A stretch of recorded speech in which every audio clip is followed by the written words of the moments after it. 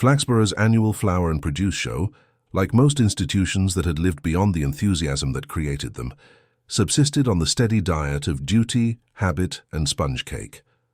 The corn exchange smelt of polished benches and helpful damp. A mild heat rose from the crowd, not enough to subdue the chrysanthemums, but sufficient to make the cucumbers look apologetic. Labels, inked in a municipal hand, bestowed honor on vegetables that were plainly tired of the attention, and trestle tables pretended to be proud of their gingham. By 11, the mayor had already been photographed with a marrow that looked like a recumbent policeman, and the Women's Guild were discussing jam while pretending not to notice that their chief rival, Mrs. Beryl Stanhope, had arranged her jars as if they were the crown jewels. The brass band, 3 of whom had given up brass for a tea break, attempted green sleeves on the half-hour and stopped wherever it felt natural. It was at so ordinary a moment when a judge leaned in to sniff a vase that could have knocked him back on scent alone that the novelty planter category made its bid for immortality. The entry stood at the end of a table reserved for whimsy. The others had been harmless, an old Wellington boot bristling with lobelia and a teapot attempting to be a rockery. But the late arrival had a determination about it. It was a baby carriage, a perambulator of exactly the sort once favored by young mothers and the occasional determined aunt. Hooded, sprung, and confident of pavement supremacy. Out of it spilled a modest blaze of nasturtiums, the orange and yellow heads pressing up beneath the hood like an attentive congregation. Draped across the carriage was a white knitted blanket, yellowed delicately by a time that wanted to appear kind.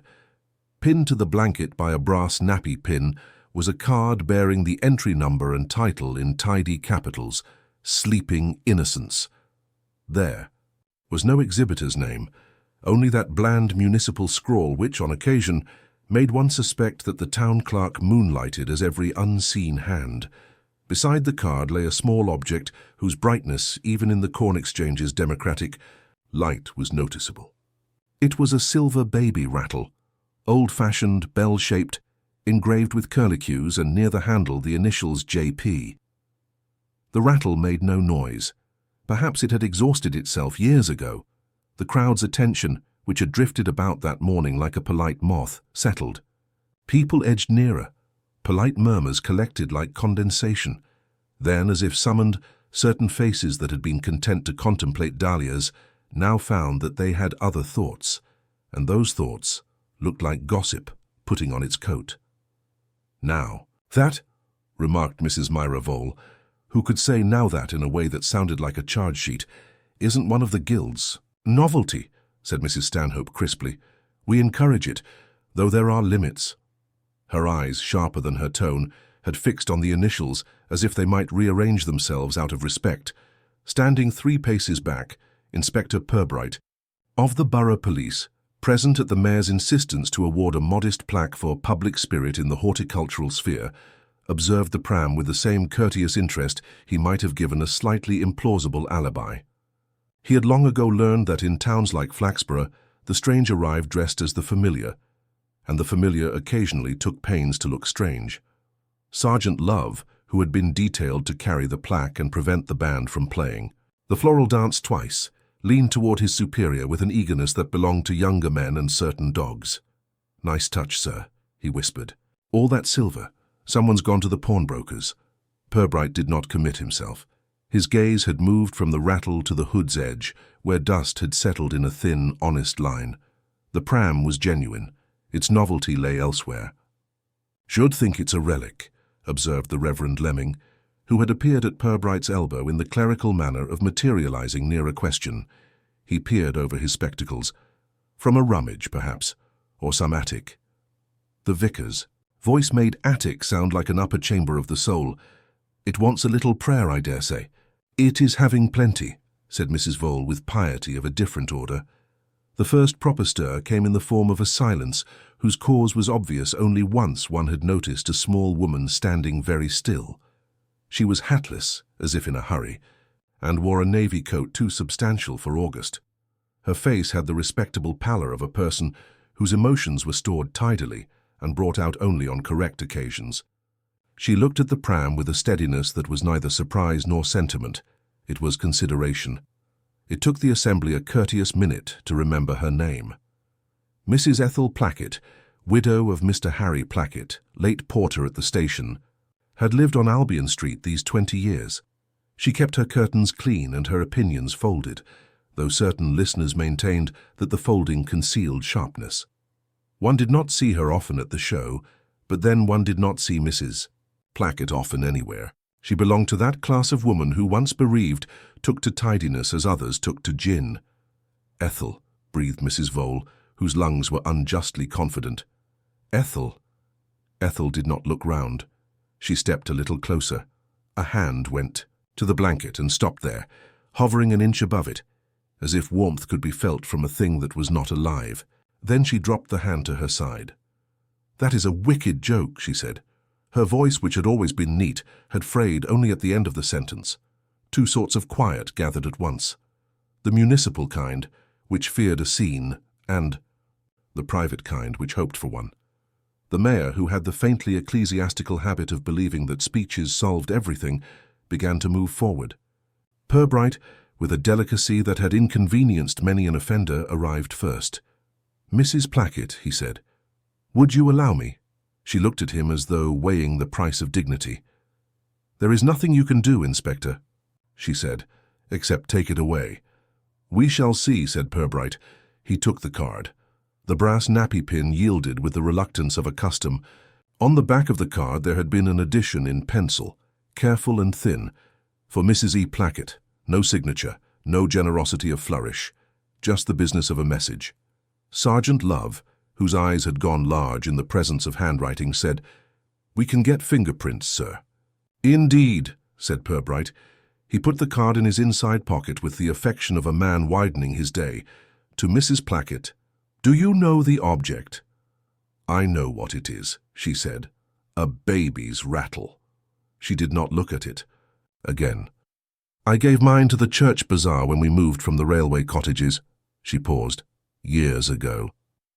The Reverend Lemming found himself implicated and looked distressed in the way of clergymen invited to recognize the past. "I don't recall—" "No," said Mrs. Plackett, "you wouldn't." The judge for novelty planters, an elderly pharmacist with a passion for ferny things, cleared his throat in the manner of a man who must award a rosette to something that has become an exhibit in a different category altogether. "Shall we," he suggested, "adjourn the judging of this class?" "You shall carry on," said Mrs. Stanhope, whose sense of management could have administered an empire or, failing that, a raffle. "Inspector Purbright will deal with this entry." The words held a faint promise that he would do so without inconvenience to the timetable. Purbright's hand rested a second on the pram's handle. It was a stout curl of metal. The rubber grip had cracked into a row of neat continents. On the inner rim of the hood, under the shadow of the canvas, he noticed a small crescent of fresh soil that the nasturtiums could not honestly claim. He did not frown. He had the useful habit of letting his eyes do that for him. "Love," he said amiably, "ask Mr. Liddell from the corporation to help us move this into the small committee room. Kindly, if possible. It looks capable of complaint." In the committee room, which had been spared decoration on the grounds that no committee ever noticed it, the pram seemed larger. So did the silence. Purbright set the silver rattle in the center of the table, and for a moment simply considered it. There is a quality about objects rescued from private history into public light. They are obedient and accusatory at once. Sergeant Love stood in the doorway like a question. "Shall I fetch scene of crime, sir?" "In due course," said Purbright. He turned to where Mrs. Plackett sat, very straight. "Would you be comfortable enough to wait here a little? I know you asked that the thing be taken away. It will be, but if it is to be taken away properly, it may need a little time." "I have had time," said Mrs. Plackett. Her hands joined in her lap with a precision that made one think they had practiced. He inclined his head, which in Purbright's language meant gratitude. "Was there anything—" He looked for a word that would not require either grief or explanation. "Expected today?" "Expected?" Her mouth tightened. "No." "Unexpected then?" Mrs. Plackett's eyes went to the door, beyond which the band had rediscovered Greensleeves. "A great many things are unexpected in Flaxborough," she said. "They simply arrive late." When Purbright and Love stepped back onto the show floor, the ordinary had done its best to reassert itself. A child asked if he might touch a marrow. A man with a moustache and a conscience weighed the ethics of entering a cabbage grown by his brother-in-law. Mrs. Vole had already translated the pram into a narrative that could be conveniently retold in the butcher's queue. "Dreadful," she murmured to the nearest ear. "Some people have no shame. To bring that poor woman's tragedy in here like a centerpiece." "Whose tragedy is it?" inquired Councillor Digby Urpith with judicial curiosity. He took care of Parks, and when not at Parks, of his reputation. He had a mouth that enjoyed pronouncements. "We must be careful. The borough has standards." "Nothing to do with us," said Mrs. Stanhope, who ran standards the way other women ran baths. "An anonymous entry. I shall have the rules amended." Urpith nodded as if this too were a municipal improvement. "Anonymousness," he said, "encourages mischief." He glanced at Purbright as a man might glance at a dustman while remarking on refuse. Purbright's smile made no promises. "Mischief," he said, "sometimes has a purpose." He drifted, which is to say he looked as if he had nowhere particular to be, while arriving precisely where he wished. He paused at the Ferns, where Mr. Kersley Bell, the pharmacist, tried not to seem disappointed that his novelty class had been annexed by drama. He listened without appearing to. He noticed too Mr. Crispin Duell, the undertaker, whose expression, worn for all occasions, had a way of fitting itself to the solemnity required and then lingering there out of habit. Duell's eyes had rested on the pram longer than necessary, not with recognition but with appraisal, as if he were costing the upholstery. Near the door the caretaker, Mr. Liddell, collected paper cups. He had the defeated competence of a man who expected to tidy after whatever human beings decided to become.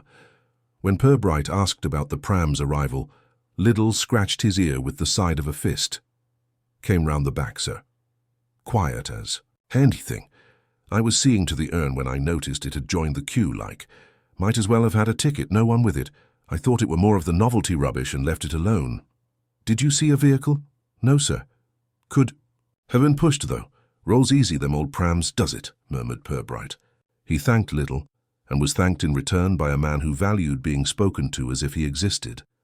Before the mayor gave out prizes, the brass band surrendered to a medley and the Women's Guild redistributed cake. Flaxborough, having been abruptly reminded of the past in the form of municipal art, had decided to be extremely present. Even the nasturtiums seemed to shine more brightly for the trouble they had caused. Purbright returned to the committee room. Mrs. Plackett sat where he had left her. She had not wept. There are women who rarely do so because they see no future in it. He asked one or two more questions of the sort that are not questions at all. "You were at home this morning. You came to the show by the Albion Street entrance. The pram made you think of something old rather than something new." And in her small answers took note of the way her gaze tightened only when the initials were mentioned. "J.P.," he said, almost as if to himself. "It is a common J," Mrs. Plackett replied, "but the sentence failed to dismiss the P quite," said Purbright. He looked down at the rattle. The silver had been polished recently, but beneath the shine was the fatigue of years. It was a small thing to set a crowd murmuring. Small things were often the very best at that. Outside, as the mayor prepared to bestow credit on several onions, and two gentlemen who had retired into leeks, a gust of late summer air came in through the open doors of the Corn Exchange and moved the bunting into consciousness. It lifted the edges of the day just enough for a thought to get under them. Sergeant Love appeared with his notebook, ready to be guided into importance. "What do you make of it, sir?" "That we shall need to be careful with the soil under." "To the hood," said Purbright mildly, and with the assumptions under the conversation. Love nodded as if both were items that could be bagged. Purbright, whose face suggested he was thinking about nothing beyond the next cup of tea, allowed his eyes to rest once more on the rattle, the blanket, the pram. Somewhere between intention and accident, and between kindness and something that mimicked it closely, a message had found its addressee. In Flaxborough, where reputation was an indoor sport and memory a neighbourhood amenity, that was not nothing. When the mayor reached the novelty class, he paused and glanced toward the committee room. Mrs. Stanhope murmured to him, and he, relieved, awarded first prize to the teapot rockery, For wit, he said, which satisfied nearly everyone except the teapot. Behind a door, in a room that had borrowed seriousness from a table and 2 chairs, Purbright considered a small, polished thing that refused to be quaint. He did not yet know what or who had rolled it back into the town's conversation, but he was certain of one detail that in Flaxborough mattered more than most. Someone had remembered, and someone else had expected them to. He folded the penciled card, placed it beside the rattle, and in a voice that to Love always sounded like the beginning of something inexorable said, "Let us see who today has been tidying the past." Love went off with a look of purposeful vacancy that allowed him to hear around corners. Purbright remained for a minute in that drab little room, not touching the pram, but letting it assert itself. It had the self-possession of an object that had been expected to carry more than it had ever carried. When he rejoined the show, it was to the sound of the mayor thanking everyone who had brought such beautiful specimens of our local fertility, a phrase that caused several people to look at their feet. The departure of Mrs. Plackett required no announcement. She rose, took her handbag as if it were the correct answer to a question, and allowed Purbright to accompany her to the side door, where the air had more of the river and less of the crowd. She did not ask for a lift and would, he suspected, have refused it.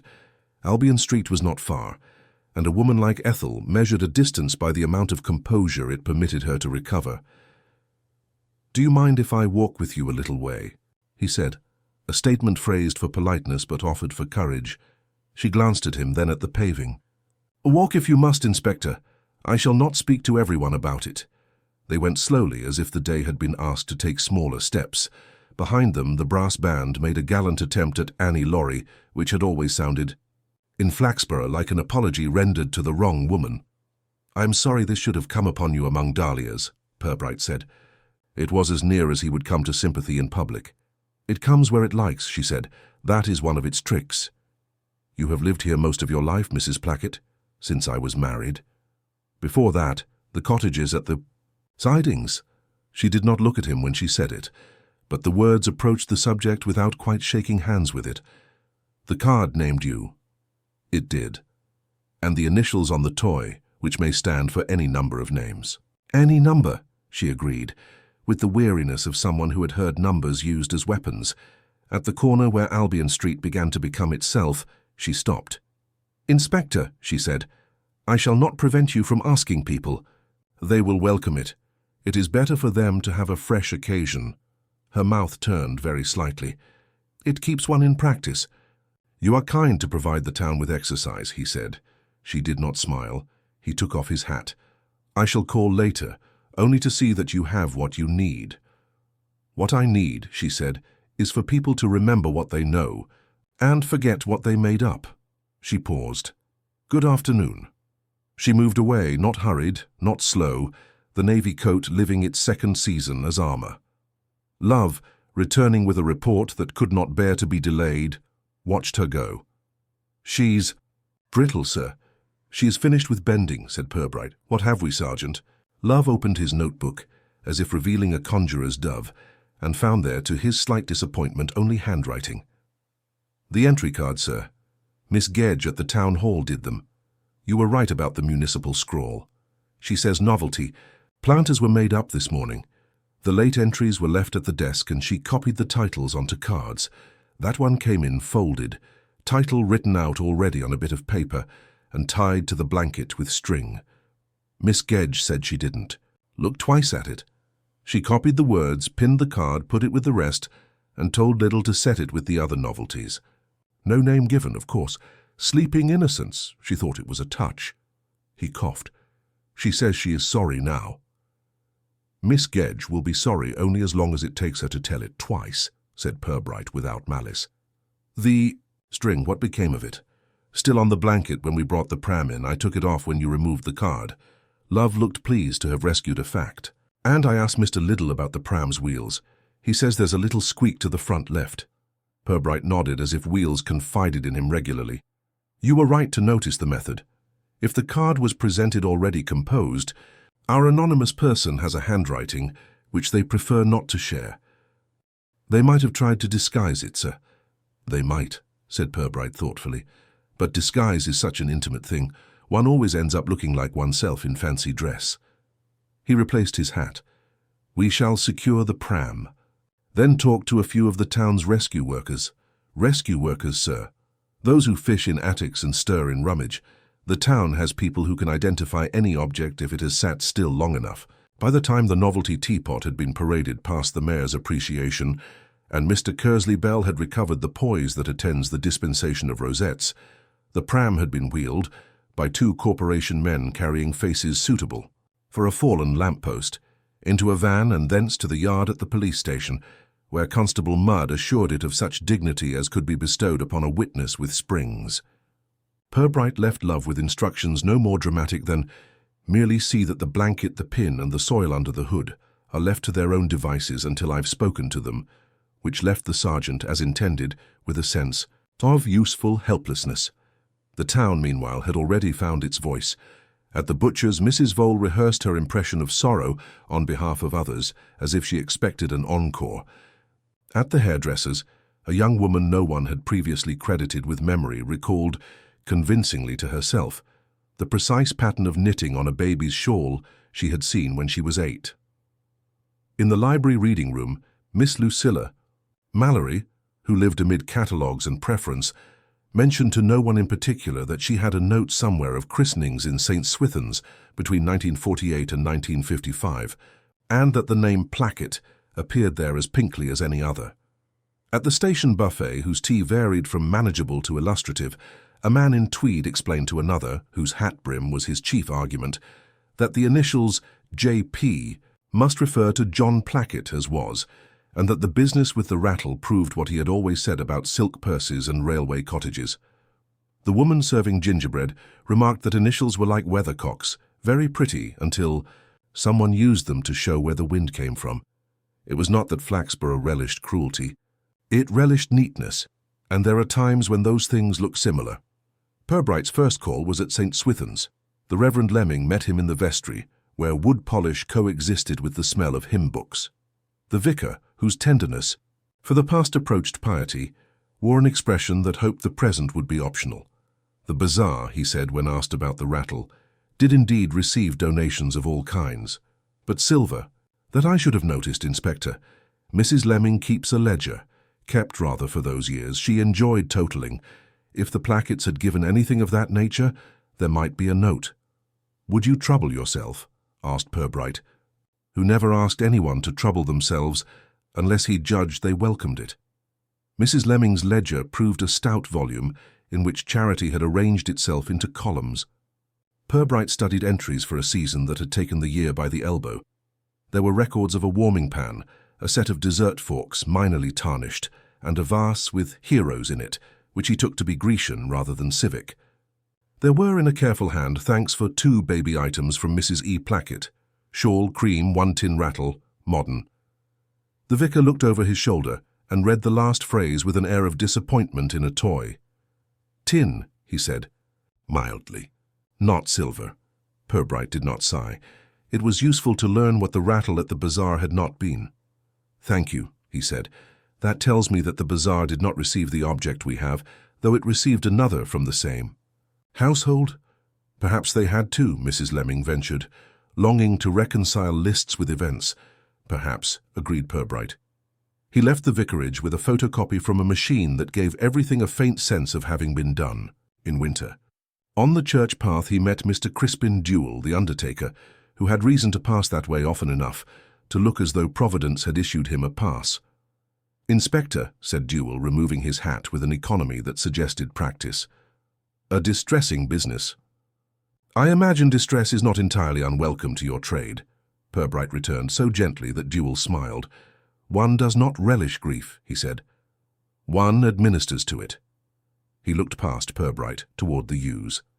I confess, the pram interests me. A fine old thing, much like our vintage hearses, what you might call a conveyance with memory. One sees such items in attics and thinks them sleeping. They wake up and... He fluttered a hand in a gesture surprisingly delicate for a large man. Become troublesome. You have seen this pram before? Purbright asked, as if from politeness rather than hunt. Not to claim it as an acquaintance, said Dewell, But there were several of that kind in the town. The midwives liked them. Good springs for the colic, they used to say. Names? Purbright inquired, not because he expected them to be useful, but to see how Dewell's face behaved while recalling the past. Mrs. Smythe, of course, Dewell said after the appropriate pause. Edna, no longer with us. There was also a Mrs. Broom who came in from the next village. And of the mothers, well, who can say what became of their things when houses were changed and second marriages tidied up what was left? He blinked in a manner that suggested dust rather than emotion. You will be gentle with Mrs. Plackett? As gentle as she allows, said Purbright. He took his gentleness into the library. Miss Lucilla Mallory presided over the catalogue, with a severity that had nothing to do with displeasure and everything to do with the correct arrangement of reality. She sat like a bookmark, precise and loyal. I thought you might want these, she said before he could speak, and produced 3 slips of paper. Christenings in the parish register. I have transcribed them for my own interest. The Plackett. Names appear here. She touched the first slip. Joan Miriam Plackett, 1949. The second, June Pauline Plackett, 1951.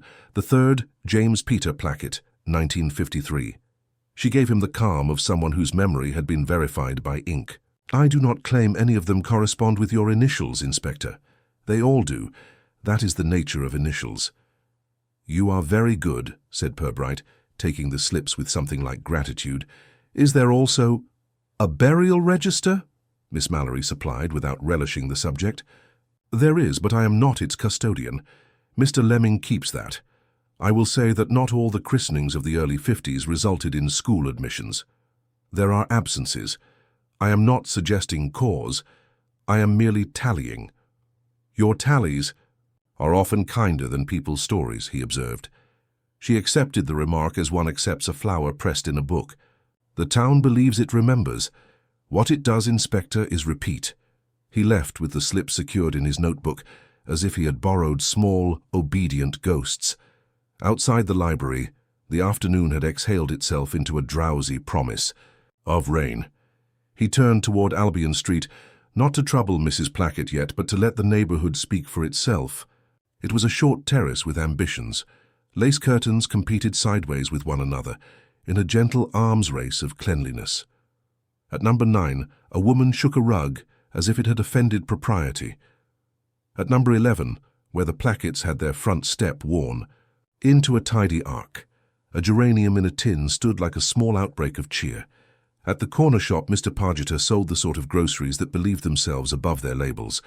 He supplied information with a similar standoffishness. Purbright bought a packet of biscuits with the solemnity of a man entering into a transaction and asked, "How is business?" "In groceries it continues," said Pargeter. "In conversation it improves. There is always a market for recollection." "You must be rich," said Purbright. He inclined his head toward Albion Street without looking. "Mrs. Plackett, she has been long in your custom?" "Regular," Pargeter said, the single word freighted with respect. "She pays as if it were a virtue, not given to extras. Bought a lemon yesterday. I took it as a sign." "Of what?" "That there might be visitors." He placed the biscuits in a brown paper bag, as if burying them decently. "Are there to be, Inspector?" "There may be calls," said Purbright. "Not by visitors."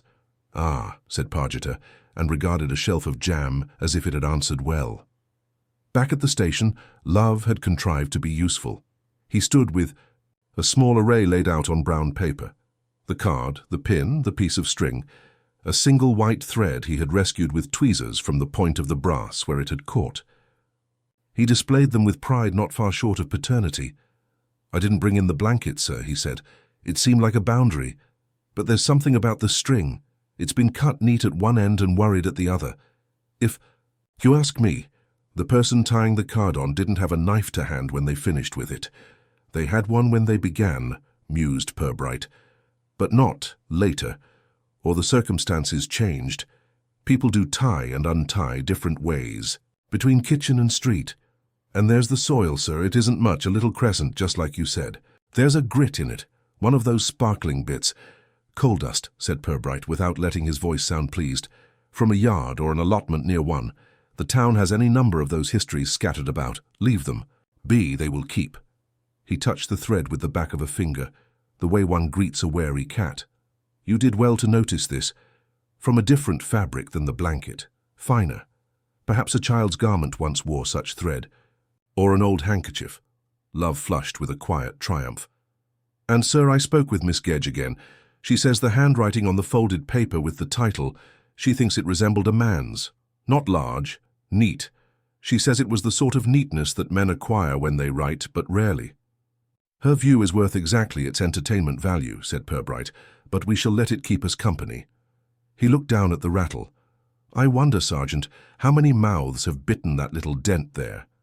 He pointed to a small crescent in the silver, a mark softened by years of polishing but too deep to disappear. Teeth, sir? Very small ones. He paused, then added so gently it did not arrive as cruelty. Probably more than one child. Such things are handed along. Love waited, because waiting near Purbright was a way of being included in deduction without seeing it. What next, sir? A cup of tea, said Purbright, and then, after we have reminded the pram that it is in good hands, we will go and ask Miss Mallory to lend us a map of the allotments as they were 20 years ago. People do not move their earth around much, and we will pay our respects to Councillor Urpeth, who will be eager to reassure the borough that this is not a borough matter. Love grinned. He'll make it one, sir.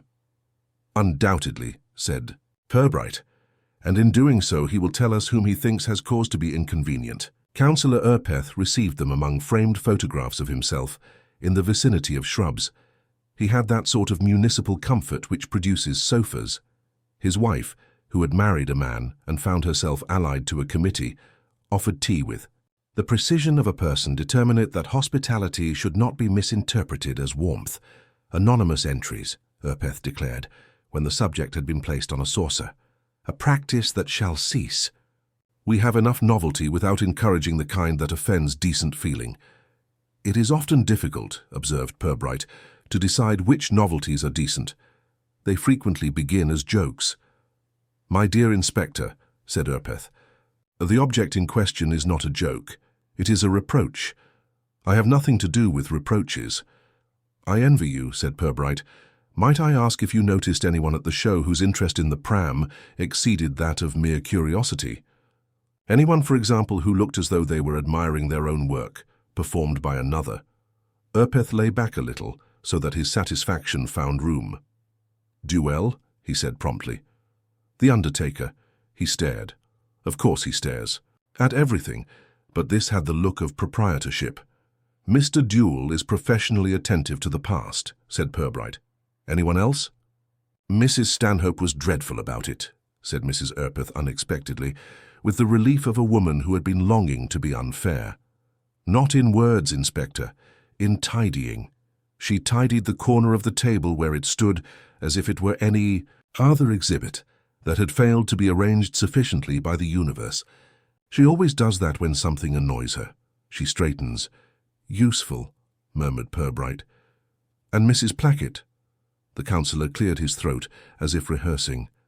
I hope the police will be careful to ensure that Mrs. Plackett is not further distressed by the behaviour of, well, persons with memories of a subjective cast.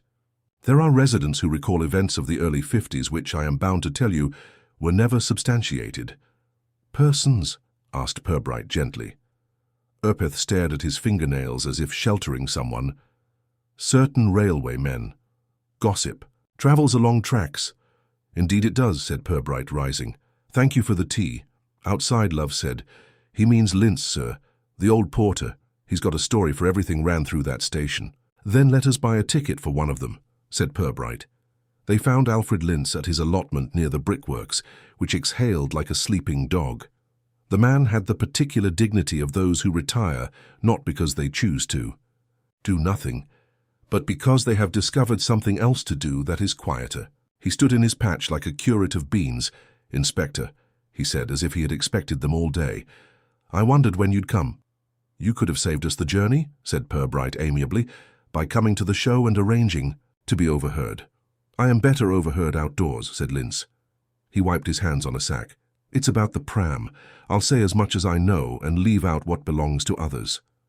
There were 3 prams of that sort that passed through our cottages in those days.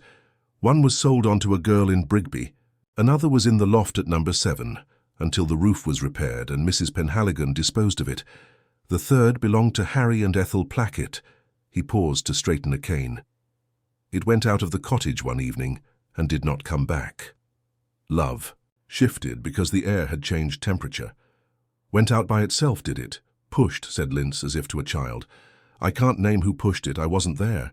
But at the time we all knew that something had gone wrong, and that Mr. Plackett was a quiet man who had less quiet in him than usual.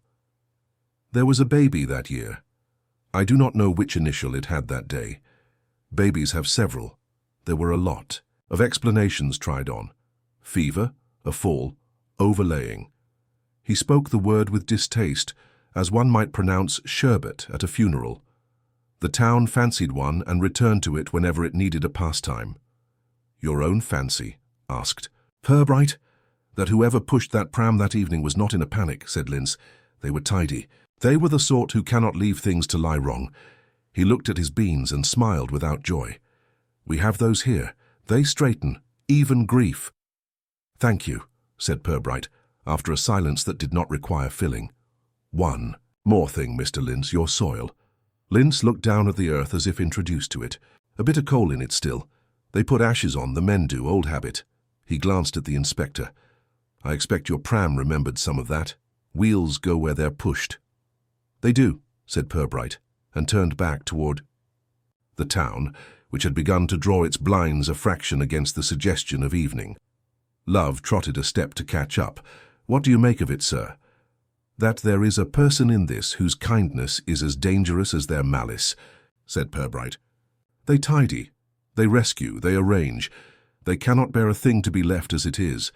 They have had something on their mind for a long time, and have chosen a market day to sell it. Do you mean the guilty party, sir? Love asked, too quickly. Purbright smiled the small smile that went wonderfully with not answering. I mean the person who found or kept a rattle and a pram, and who wrote out a title on a piece of paper, with neatness earned late in life. We will, if we are lucky, disturb them by asking a question that is not quite the one they expected.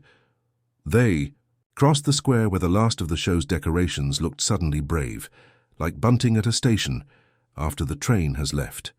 A boy pedalled past them, humming a tune the band had failed to render. Somewhere a door shut softly, which is one of the ways towns tell you a thought has been put away for later. At the station, in the yard, Purbright stood again beside the pram. He looked at the hood, the blanket, the brass pin with its captured thread, the tiny crescent toothmark, and the faint grit that had held to the canvas like a memory that refused to come off in the wash. He touched nothing. He had known men who handled clues as if they could coax them into confession. He preferred to let them keep their own counsel until human beings, those less tidy exhibits, began to contradict them. You said a cup of tea, sir? Love prompted. Yes, said Purbright. Make it the sort of tea you can lean on. When the sergeant had gone, he spoke very softly to the pram. We will not ask you more than we have asked the town, he said. It will tell us enough. Then he sat down at his desk and wrote, in his almost illegible hand, 3 courteous notes inviting Mrs. Stanhope, Mr. Dewell, and Miss Lucilla Mallory to call at the station on the morrow at your convenience. He added a 4th to Councillor Urpeth because it never hurt to let a man perform his dignity under supervision. Finally, he wrote a 5th to Mrs. Ethel Plackett, brief with no questions in it at all, saying simply that if she would not mind, he would come by at 6:30 to make sure there was nothing she lacked.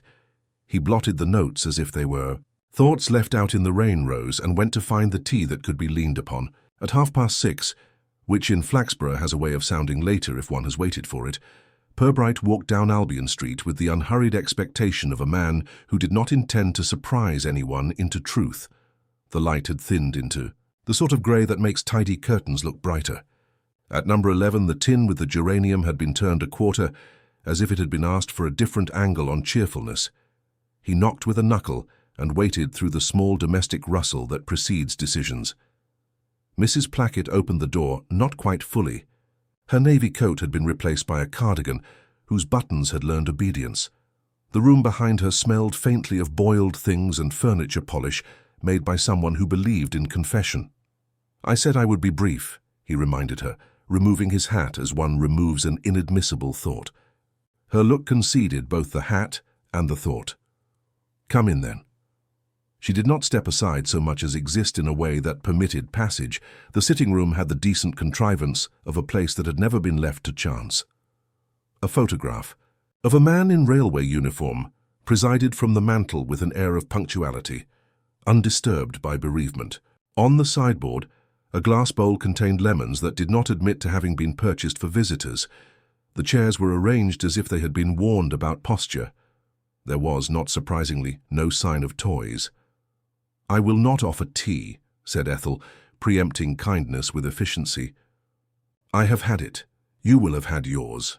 "I am in a condition to go without," he said, and sat where he was told to. He let the silence take a shape that was not quite comfortable and not at all hostile.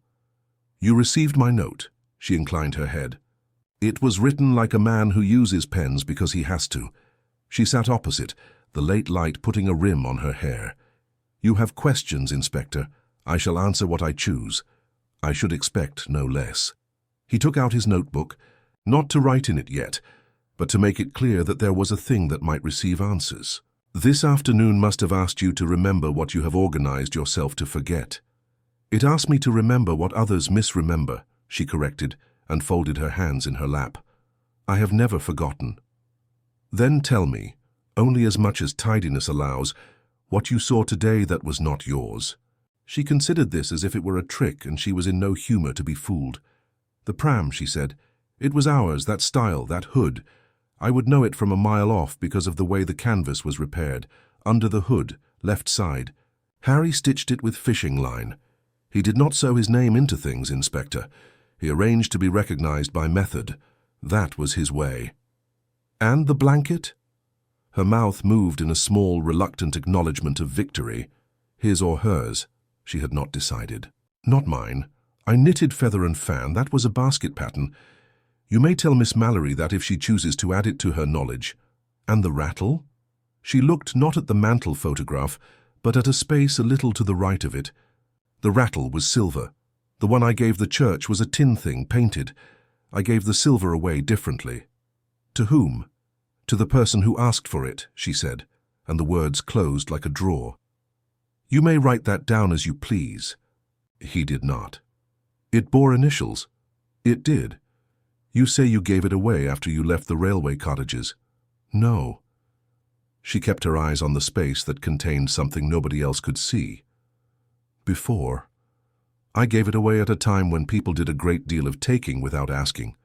"In kindness?" he suggested, and the question put enough weight on the word to test it for cracks. "In tidiness," she said. "It is the same thing for some." "Do you believe?" asked Purbright, and he sounded as if he would accept. "The answer either way, that the item today was intended as a message or a mercy." "It was intended as a sentence," said Ethel. "Go with no full stop." The clock on the mantel produced half a minute of reminding. When it had finished, he said, "Mrs. Plackett, I will do a discourteous thing and ask you a name I could obtain in other ways. Your children were christened at St. Swithin's. There were 3 baptisms. Help me to be correct." She did not take umbrage, she took her time. "Joan," she said. "June. James." She hesitated, not as if she had run out of memory, but as if she had reached a limit she had set herself. "The girls have their lives. James is dead. That is not news to me, Inspector. It may be to those who prefer to tell it." "How old was he?" said Purbright. "When he died?" She looked at him properly now, as if she would judge the use he made of the answer before she offered it. "Small. He did not survive the night." She added deliberately and without apology for formality, "He died in his cot." "Was there a doctor?" "There was a midwife, and there was a neighbor who was always a nurse until there was trouble. The doctor came to say that James was what people say. He said it was overlaying, though I told him I had not slept. The word suited the town. It covered things." She set her mouth. "We buried him in the proper way. If there is a person in this town who says different to you, you may tell them that I will sweep their step in front of them." He inclined his head as if accepting a chore. Was there anything at all today, any touch or smell or piece of string, that told you who thought to roll that past you again? She breathed once, twice, as if tasting the room. Furniture polish, she said at last. Not mine. Mine is lemon. That was the beeswax kind Mrs. Stanhope puts on as if she were varnishing a cathedral. It clings to gloves. It clings to the handle of things. You saw her near it? He made it a casual inquiry, as one might about whether a person had noticed it was raining. I saw her tidy where it stood. She always tidies what she disapproves of so that she may not be seen to disapprove.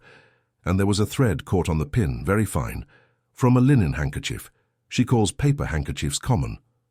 Many do, observed Purbright. A person can be known by what they refuse to use. He stood, not to go, but to break the interview's posture. On the mantel, a small ceramic dog regarded eternity with confidence. There is one other thing. Your husband, Harry. My husband, she repeated flatly, claiming what was hers and nothing else. Mr. Lintz says he was quieter than usual after the event. He was a man who did not explain his feelings to random people with vegetables, she said, and there was an edge that would have cut anyone else. He was quiet. He was also angry. He did not speak of it, because he had discovered that speaking in Flaxborough is a hobby, not a remedy. Purbright accepted the rebuke for the town, as if it had stopped by his desk. Did he have cause to believe that someone had interfered afterwards? He had cause to believe that people who cannot bear a thing to be left alone will move it from where it was to where it suits them, said Ethel. I have always believed the same. Thank you, he said, and meant it without drama. At the door he added in the tone of a man asking whether a window opened, Is there anybody who will trouble you this evening? Only those who cannot help themselves, she said. They will talk to me as if giving me something, and what they will take is a story to tell later. I will leave you the opposite, said Purbright, which is nothing. In the narrow front garden, a cat whisked from under the hydrangea with a look that accused everyone of having made a noise. As he closed the gate, a small woman appeared from next door with the purposeful drift of someone who had not meant to be there at all. Ivy Ryder, she introduced herself in a voice designed for windows. I wash for Mrs. Pargeter, and I clean for people who cannot be got round. I am not a gossip. I am a relator. There is a difference. There is, said Purbright agreeably. I have a thing to relate, said Miss Ryder, which is that at 9:30 this morning I saw a pram like that going down by the recreation ground, pushed by a person who had better sense than to go by the main road. They wore gardening gloves. That is not unusual except when one is not gardening. The gloves were clean, that is the point. Clean gloves mean a person who uses gloves for the idea of it. Did you recognize the person? From the back, everyone in Flaxborough is acquainted, she said. From the front, they have a right not to be.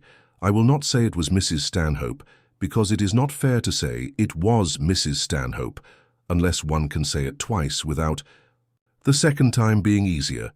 You are a just woman, Miss Ryder. I am a tired one, she said, softening.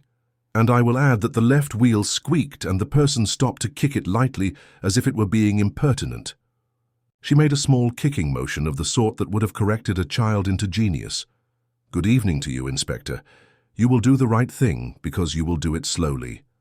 She withdrew, which in her case was done by not being there rather than by leaving.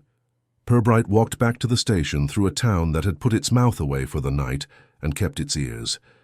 The Corn Exchange stood with a self-consciousness peculiar to halls that have hosted excitement and must now pretend they do it all the time. In the yard, the pram kept its counsel, which is the one thing objects do better than people. Morning brought a thin rain that made pavements seem to apologize for their width. By 10, Mrs. Stanhope presented herself at the station, punctual to a fault she would have disliked to keep private. She carried a handbag of the kind that promises receipts. Her hat was subdued by choice. She accepted the chair across from Purbright, as if it were being interviewed. Inspector, I am at your disposal, she said, which meant she hoped to be at his directing. You are kind. He observed her like a man noticing a small architectural improvement that nobody had asked for. We are fortunate in Flaxborough to have people who understand arrangements. Yesterday among the arrangements there was a pram. An outrage, she said crisply. A contrivance.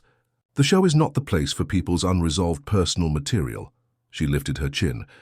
I moved some papers that were unnecessarily scattered on the table, yes, to prevent a scene, and I touched the handle only to turn the thing so that its wheels would not make a mark on the parquet. The corporation men are rough, Inspector, quite rough. You tidied the corner, he suggested. It is what one does when troubled. She met his gaze and, for a second, liked him. I do not fuss, she said. I correct, it is a different verb. He allowed himself a smile. Your gloves are beeswaxed, he observed mildly. I polish with what gives results, she said. That is common sense. Miss Ryder saw a pram this morning by the recreation ground, he said, the way men mention weather to men who fish. The person pushing it wore gardening gloves. Miss Ryder sees lots of things, said Mrs. Stanhope in the tone people use to distinguish seeing from perceiving. I wore no gloves to the show. If she is suggesting that I smuggled a large item of baby furniture into a public building to discomfort Mrs. Plackett, I can only say I have better things to do. I have the coordination of the flower show in mind. That task is not accomplished with perambulators. Perambulators have their uses, he murmured. Mrs. Stanhope, do you recall the Plackett's baby? James Peter. Her mouth tightened the way lips do when they will not let a memory pass without inspecting its pockets. It was a sad time, she said. There was talk. There is always talk. I considered it unhelpful then, and I consider it unhelpful now. You were the sort of neighbor who straightened, he said. I straightened what could be straightened. If I see a picture crooked in a house of grief, I will set it right. She looked down at her gloves clasped in her lap. It gives people a frame. And outside the frame, he asked softly. You are trying to accuse me without making a mess, she said with chilly admiration. I congratulate you, but I shall disappoint you. I did not bring that thing to the show. I recognized it. I disliked it. I would have had it removed, but you did that for me. He let the denial sit and breathe. One last matter. The blanket. On the pram did not belong to Mrs. Plackett. Do you know whose knitting it is? If you put all the women in Flaxborough in a room and gave each a needle, Inspector, you would find there is one pattern between them. It is called What There. Was wool for? She stood decisively. We must not become fanciful. We must not, he agreed, and rose to show her out with the politeness that creates equal exits for the innocent and the guilty. Crispin Duell arrived with a calm tailored to sombre corridors. He seated himself as a man sits in other people's grief, carefully and with a practiced economy of sympathy. I am asked to be helpful, he said. I may even be so. You are helpful by nature, said Purbright. When did you last see a silver baby rattle with initials engraved? In that manner? In such a small place as Flaxborough, Duell replied, engraving becomes a composite. One has seen 100 and remembers one. But those curlicues, our Mr. Rook did that flourish for a dozen christenings in the early 50s. He had a mania for loops. He retired to Cleethorpes with his guilt over too much flourish. If you were to call on his son at Rook and Son, though there is no son, the widow keeps the books. She could tell you who ordered J.P. Rattles came as sets with spoons sometimes. People pretended it was for the child, and really it was to tell the town that someone had been converted into a parent in the accepted manner. And the Placketts, I cannot say they purchased silver. They were decent people who did not waste decency on show. He paused. I recall, as one recalls a tune passed in the street, a burial out of parish, not theirs. Another infant, a woman with a hat that said she believed in the rules. She organized the order of service like a rota. She was not Mrs. Stanhope, but she possessed the same gift, which is making other people's stories look like minutes. You are a poet, Mr. Duell. I am an undertaker in a town that cannot stop talking, said Duell gently. One learns to rhyme in self-defense. When he had gone, Miss Lucilla Mallory produced herself with an air of being punctually borrowed from the library. She brought an envelope of maps and a small index card to which she had paper-clipped her conscience. The allotments as surveyed in 1952, she said, laying out the plan as if it might blow away in an indoor breeze. Note the cinder path, from the railway cottages to the recreation ground. Note, too, that in those days, coal dust was distributed with municipal optimism to improve the footways. Your crescent of grit, Inspector, is very probably a member of that policy. She tapped the index card. And I have an additional snippet, care of our dear old newspaper. In December 1953, the Railway Ladies' Comforts Committee, such a name, held a sale of work at which Mrs. E. Plackett donated one baby's shawl, feather and fan. The same report mentions presentation of a christening rattle by Mrs. Harbottle to newly delivered mothers previously resident at the railway cottages.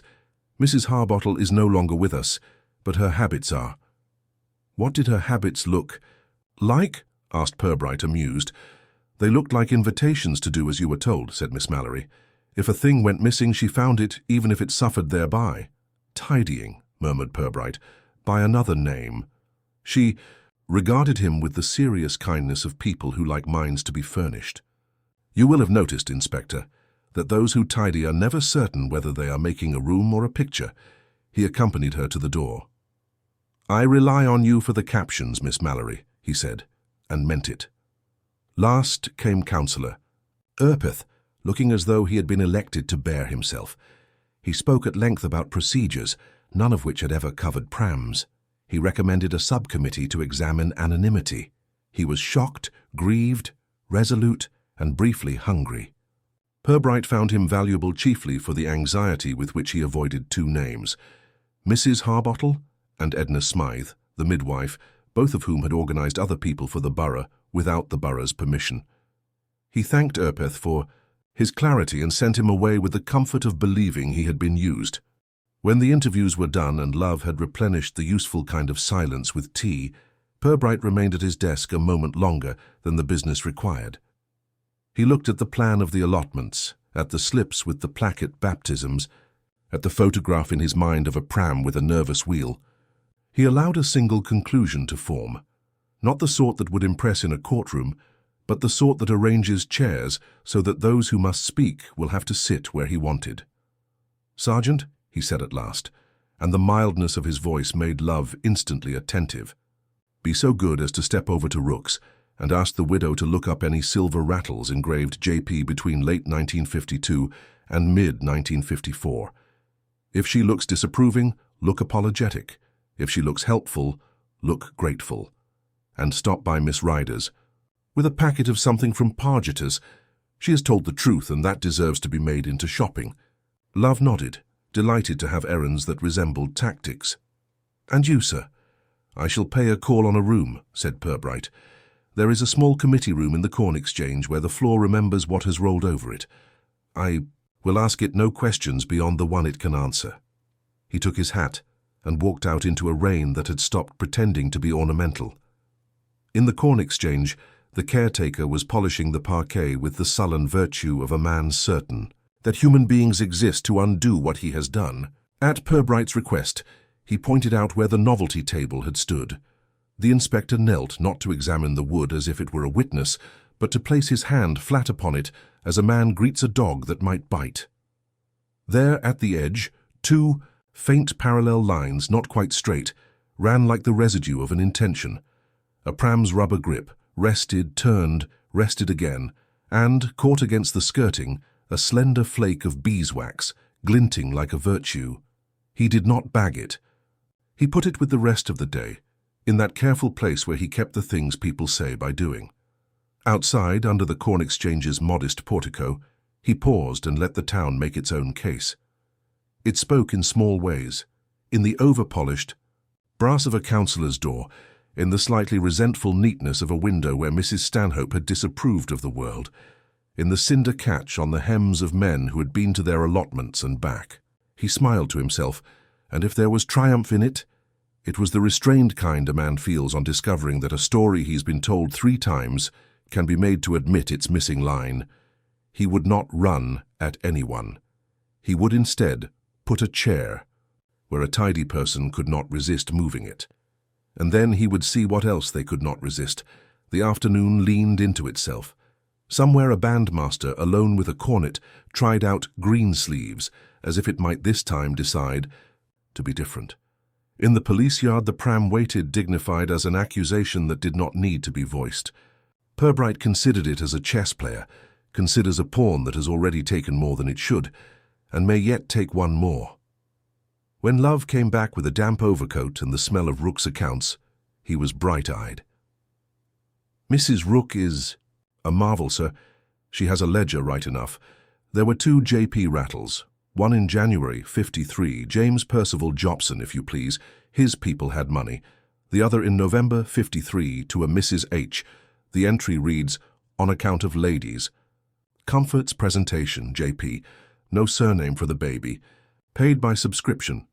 "Mrs. Harbottle," said Purbright quietly. "And what did she do with what she oversubscribed to?" He took the ledger dates gently from Love's hand, as if catching something fragile. "November is tidy. So is presentation. So is a person who decides that initials will do where names annoy. Do you think," Love ventured, "we have our person?" "I think," said Purbright, putting the slip down, "that we have found the shelf where they keep their sense of righteousness. We will see if they can be made to reach for it." He wrote one more note, brief and unpompous, to a woman who, like the pram, had been pushing things in Flaxborough for longer than most. He asked her to attend at his convenience, which would of course be hers. Then he sat a little while, not making up his mind but letting it decide to arrive. The town, if listened to correctly, tells its story without raising its voice. Purbright, who had always preferred people to evidence, stepped once more into its conversation to place a chair, to straighten nothing, and to wait for the person who could not bear not to. Edna Smythe lived behind the chemist's, in a cottage that had stayed upright chiefly through habit. The small front garden contained medicinal things that Mrs. Smythe refused to call weeds, because she knew their Latin. She opened the door with the expression of one who could be polite to a complaint if it turned up in labor. "I am not deaf." "Inspector," she said by way of greeting, "I simply do not hurry for people who do not know whether they want sense or sympathy." "I am content with either," said Purbright, who had brought a small paper packet of spice biscuits because kindness needed a vehicle. She waved him to a chair whose springs made a sound like a sigh kept for emergencies. The room smelt faintly of carbolic and old wool. On the mantelpiece, a clock ticked with the steady virtue of a matron. A photograph of a woman in uniform, younger by half a century and as resolute, looked out from a frame that had avoided ornament, as if it were improper. "You remember the plackets," he said, letting the name sit between them like a visiting relative. "I remember everyone I brought into this world, and a number I saw out of it," she returned, unmoved. "Ethel was tidy and Harry was quiet. Both were decent. The child you mean did not live. That was not their indecency. The word used at the time was overlaying." She turned her head with a small, sharp patience. "The word used in towns is always the one that permits the talkers to go on talking. Overlaying is a thing, so is fever, so is a baby whose breathing forgets itself. I was there that night. I did what I could. I left when a neighbor came with broth as if it were doctrine. I will say," she added, and it was as near as she came to malice, "that doctrine in this town often arrives in a hat." "Mrs. Harbottle's?" he asked mildly. "Her hat arrived before she did," said Edna Smythe. "She organized the stew, the linen, and the explanation. She liked explanations. She believed them to be better if they were hers." She looked at his face and relented. A grain. She meant well in the way of people who cannot bear a crooked picture. "Did she tidy?" asked Purbright. "She straightened the cot while Ethel was in the yard drinking air," said Edna. "She folded the small blanket to show it had been clean. She took the little rattle in her hand and turned it so that its engraving faced out. I told her to put it down. She said the town would be coming and needed to see that nothing dirty had been done." The old woman's mouth pressed tight, the muscles remembering their ability to scold. "You can tell a bully by how carefully they make a bed." "Ethel says she gave the silver rattle to the person who asked," observed Purbright. "Was that person Mrs. Harbottle?" "It may have been," said Edna, "or the woman who assisted her in being right." "Mrs. Stanhope?" "That one was a girl at the time," Edna said. She learned quickly. There is nothing so frightening as a tidy young person. They have their whole cruelty before them. Outside, a cart went past with careful wheels. Edna watched the window as if she expected news to knock. "The pram," he said. "Harry had repaired the hood with fishing line." "He did," she acknowledged, with something like fondness for the memory of competence. "Left side. He used a surgeon's knot because he had been told it would not slip. It squeaked on the left front because a stone had set its mind in the rubber. He meant to attend to it, and then there was no reason to. She sat back a fraction. You have found that pram again or something wearing it. It has been to places it deserves better than. It was brought to the show yesterday, said Purbright, putting no opinion on the word brought. It wore a knitted blanket, not Ethel's, and a silver rattle with J.P. on it. James Peter, Edna said, as if someone had spoken behind her shoulder. You will find in your parish the habit of adding second names that belong to angels. It looks well in the register. She closed her eyes briefly. You will also find the habit of giving things to people when they know. Longer have them as if that were a cure. If you are looking for guilt, Inspector, look for gratitude. It is what tidy people expect you to feel. Who would have had the pram, he asked. The midwives passed them along. Also, when men left the cottages, the prams had to be seen to. Mrs. Penhaligon sold one to a girl in Brigby. Another went into the loft until someone forgot whose it had been. One went away the night it was not needed. She opened her eyes, and their oldness was not the same as weakness. I do not know whose hands took it. There were many hands that night. Some were clean, some were busy, some were trembling. The ones to watch were clean. Thank you, he said, and meant it. You have been perfectly clear. I have been older, said Edna. Clarity is a hobby at my age. I hope you do not intend to make a show of this. Flaxborough loves a show. It bathes in disapproval. I'm trying to dry the town, said Purbright, standing, not scrub it. You do that, she said. And if anyone tells you they remember exactly, ask them why they've been practicing so hard. He left her to her ticking and the small medicinal plants and walked the length of the high street in a rain that had discovered it could be persistent and still be English. At Rook and Son, the blinds were half down in that demoralized manner, which suggests trade, if it occurs, will be accepted. Mrs. Rook proved to be a woman whose account books had made her reasonable. I sent the ledger copy by your man, she said, before he could apologize for stepping into her afternoon. There were 2 JPs and only one of them fits your human. I remember the other because Mr. Jobson's wife insisted on a ribbon you could have moored a boat with. As for Mrs. Harbottle's subscription, she did as she did. Once a gift had to be returned, she returned it to the general purse and, if she could, imposed it elsewhere. She believed in not wasting goodness. She kept a drawer in which such things cooled. When she died, the drawer travelled with her lace. I did not get it. I was never asked to polish conscience. Who did? Asked Purbright. She had a niece, said Mrs. Rook. If you can call a person who inherits a custom a niece, Miss Wade, Ada Wade, dresses like a magistrate's minute book and can tot up a bazaar before it begins. If there is a habit that did not go into the ground with Mrs. Harbottle, it went into Miss Wade. She and Mrs. Stanhope share their improvements between them like recipes. Ada Wade, repeated Purbright, tasting the name. Where might she be encountered when not policing a raffle? In the reading room, counting letters other people have written. In the church porch, counting people who have not been. And in the co-op on Wednesdays complaining about the size of the loaves. She keeps rooms over Mr. Pargeter's.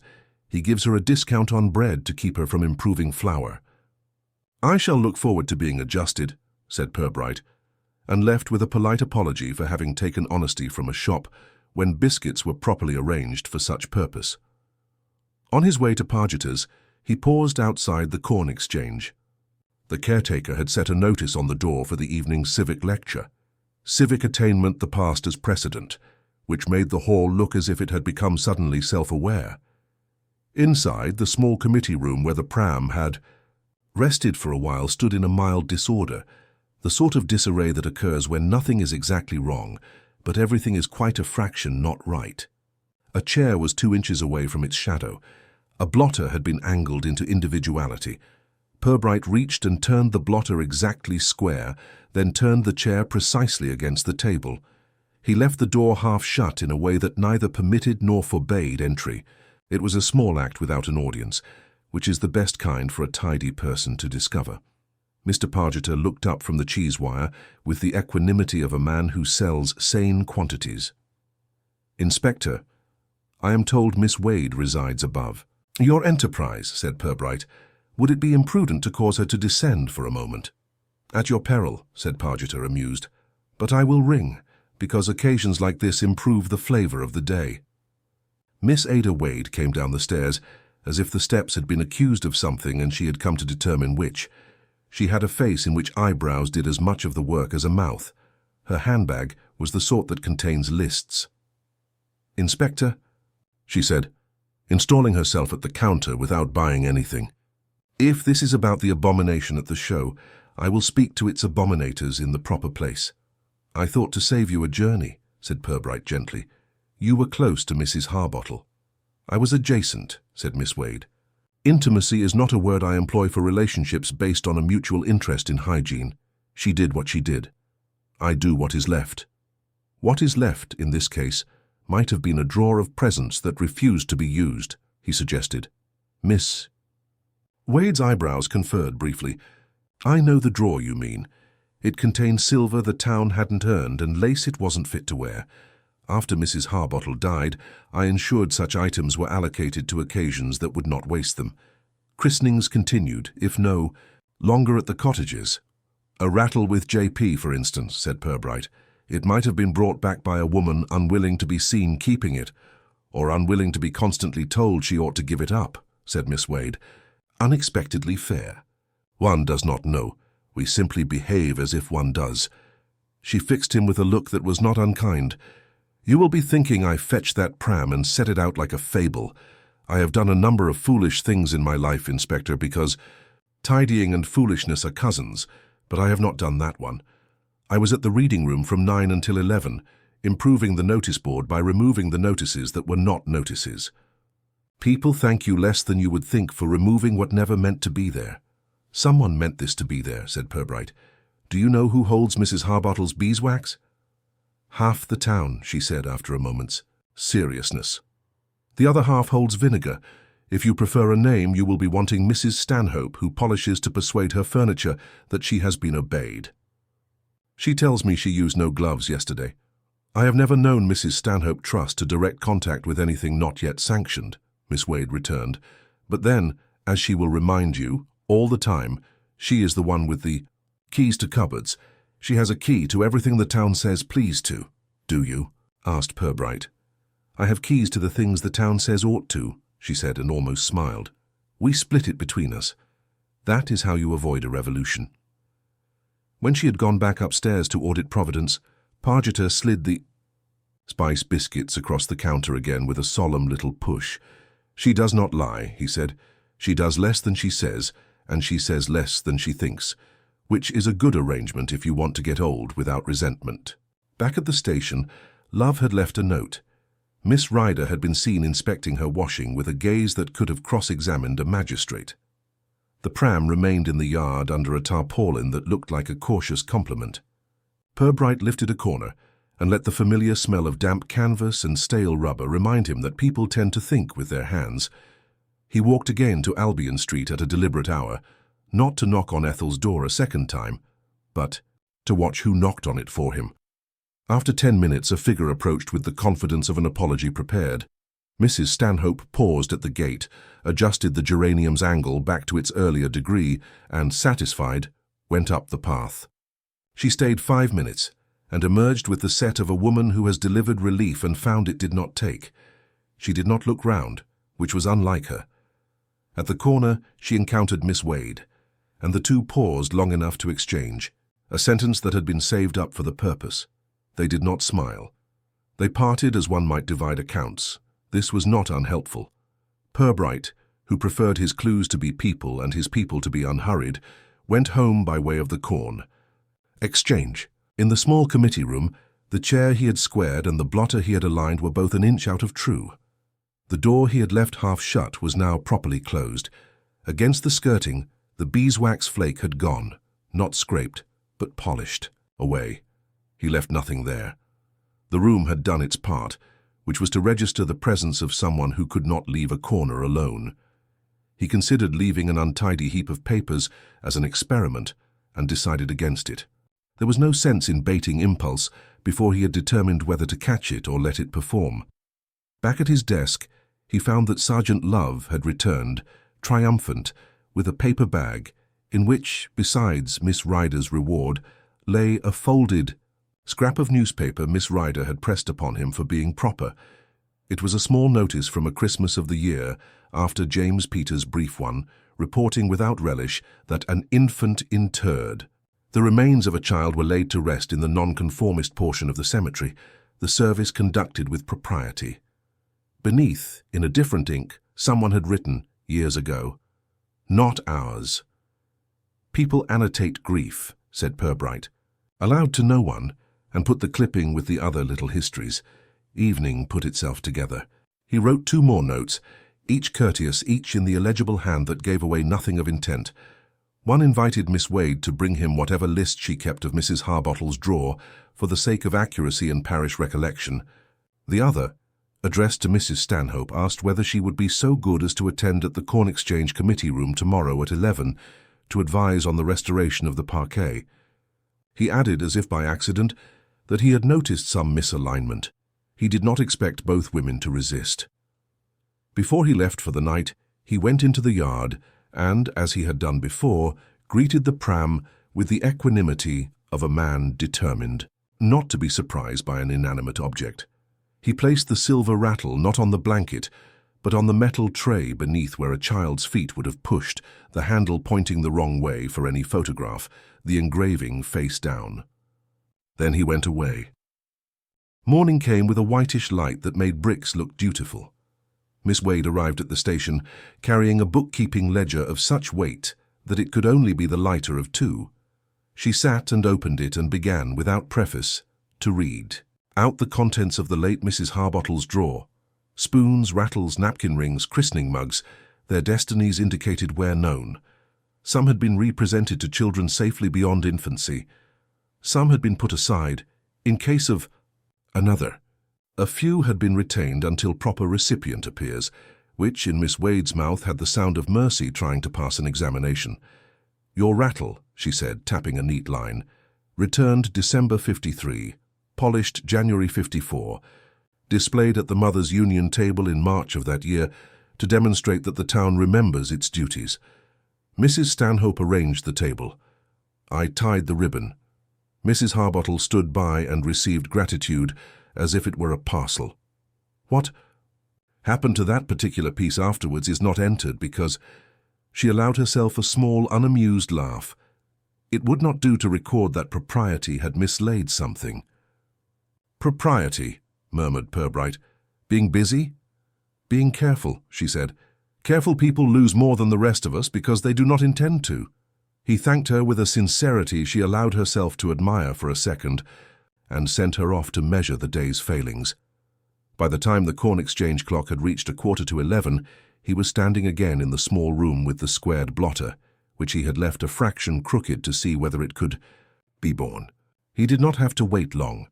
Mrs. Stanhope came with a roll of brown paper under her arm and a stick of chalk in her bag, so that she would not have to ask anyone for anything.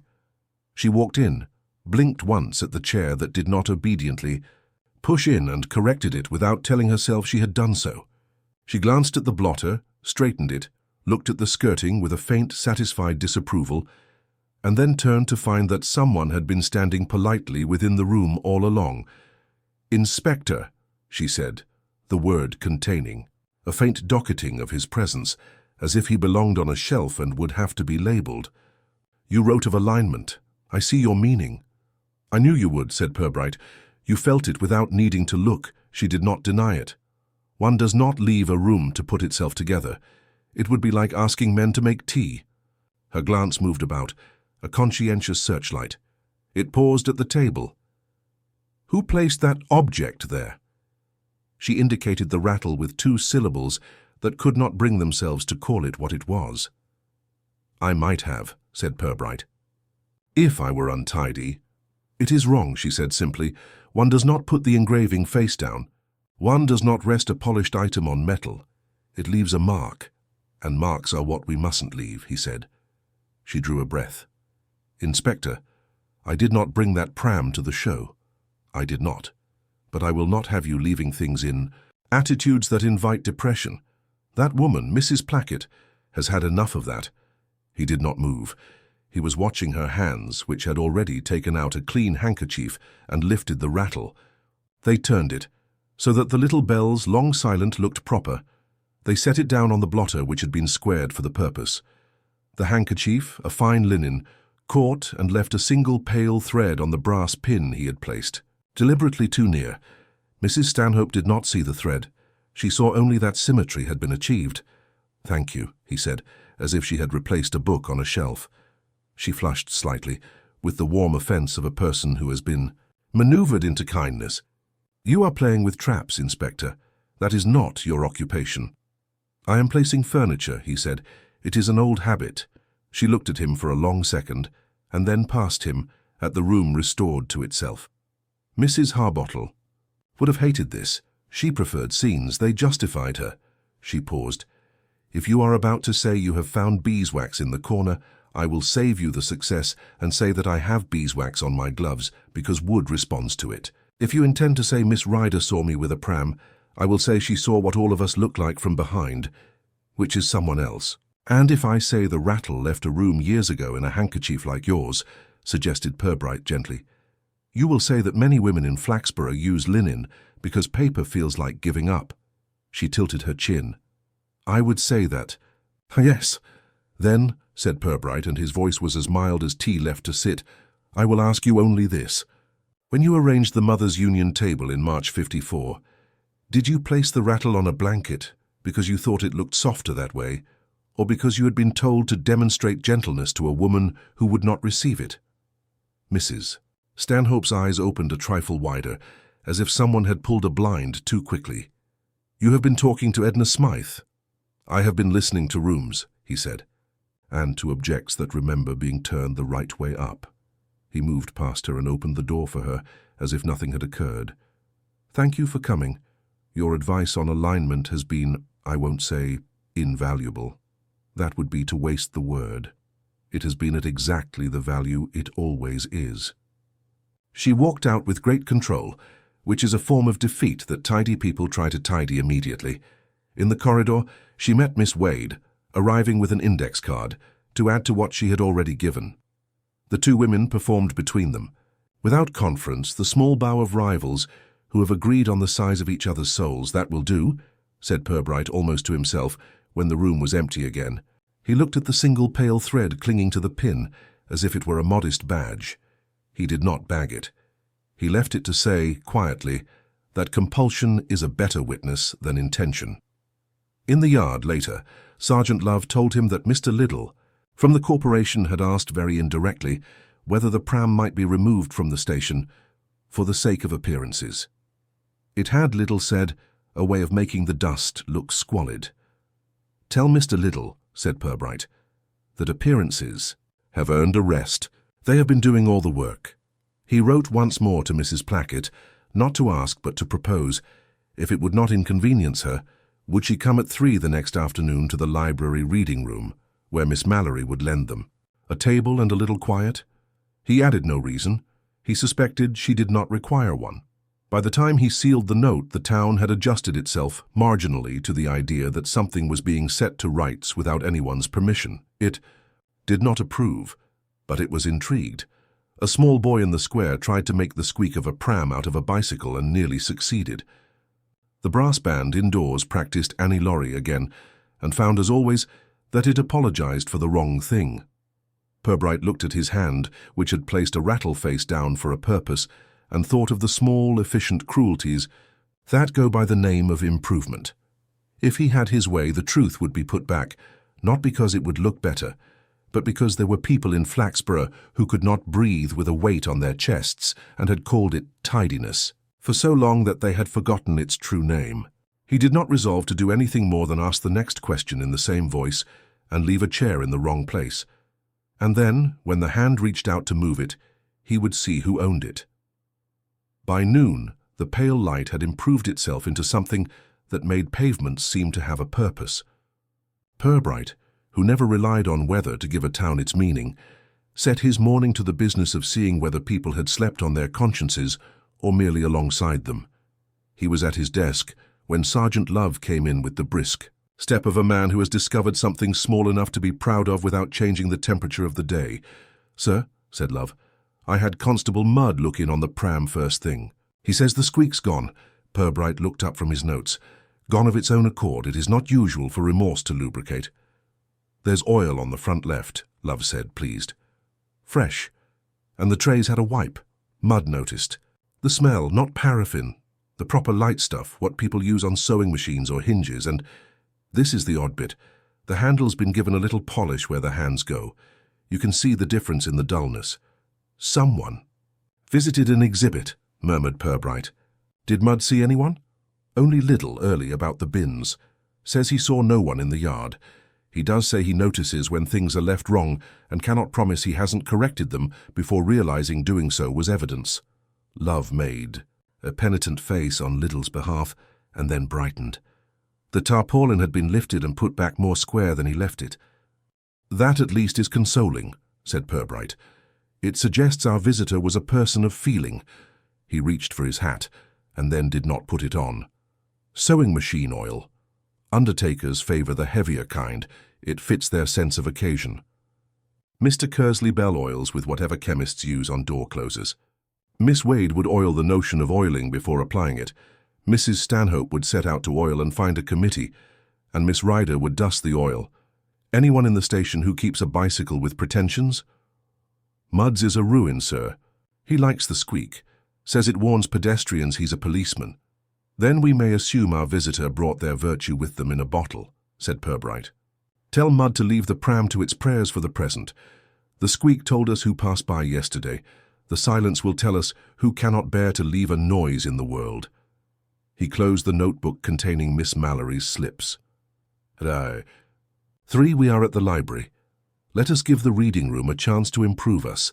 Miss Mallory's kingdom had the hush of a place that believes quiet to be a moral act. At a central table she had arranged, with an orderliness that did not accuse but might have if asked, a square of blotting paper, 2 sharpened pencils, a small jug of water, and 3 chairs that faced one another in a geometry designed for civility.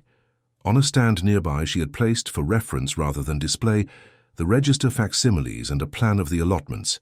The map's cinder path was as delicate as a thought.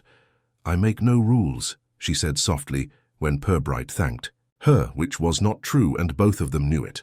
But I remove those that do not behave. He adjusted a chair by the narrowest degree. She glanced at his hand and let him see that she had seen. If you are baiting a personality, Inspector, she murmured, do not forget that this room itself will tidy after you if no one else does. That will be as useful as a witness, he said. Mrs. Plackett arrived precisely at 3, which is the sort of punctuality that does not admit to eagerness. She wore a hat that might have been chosen to give her more privacy than it provided.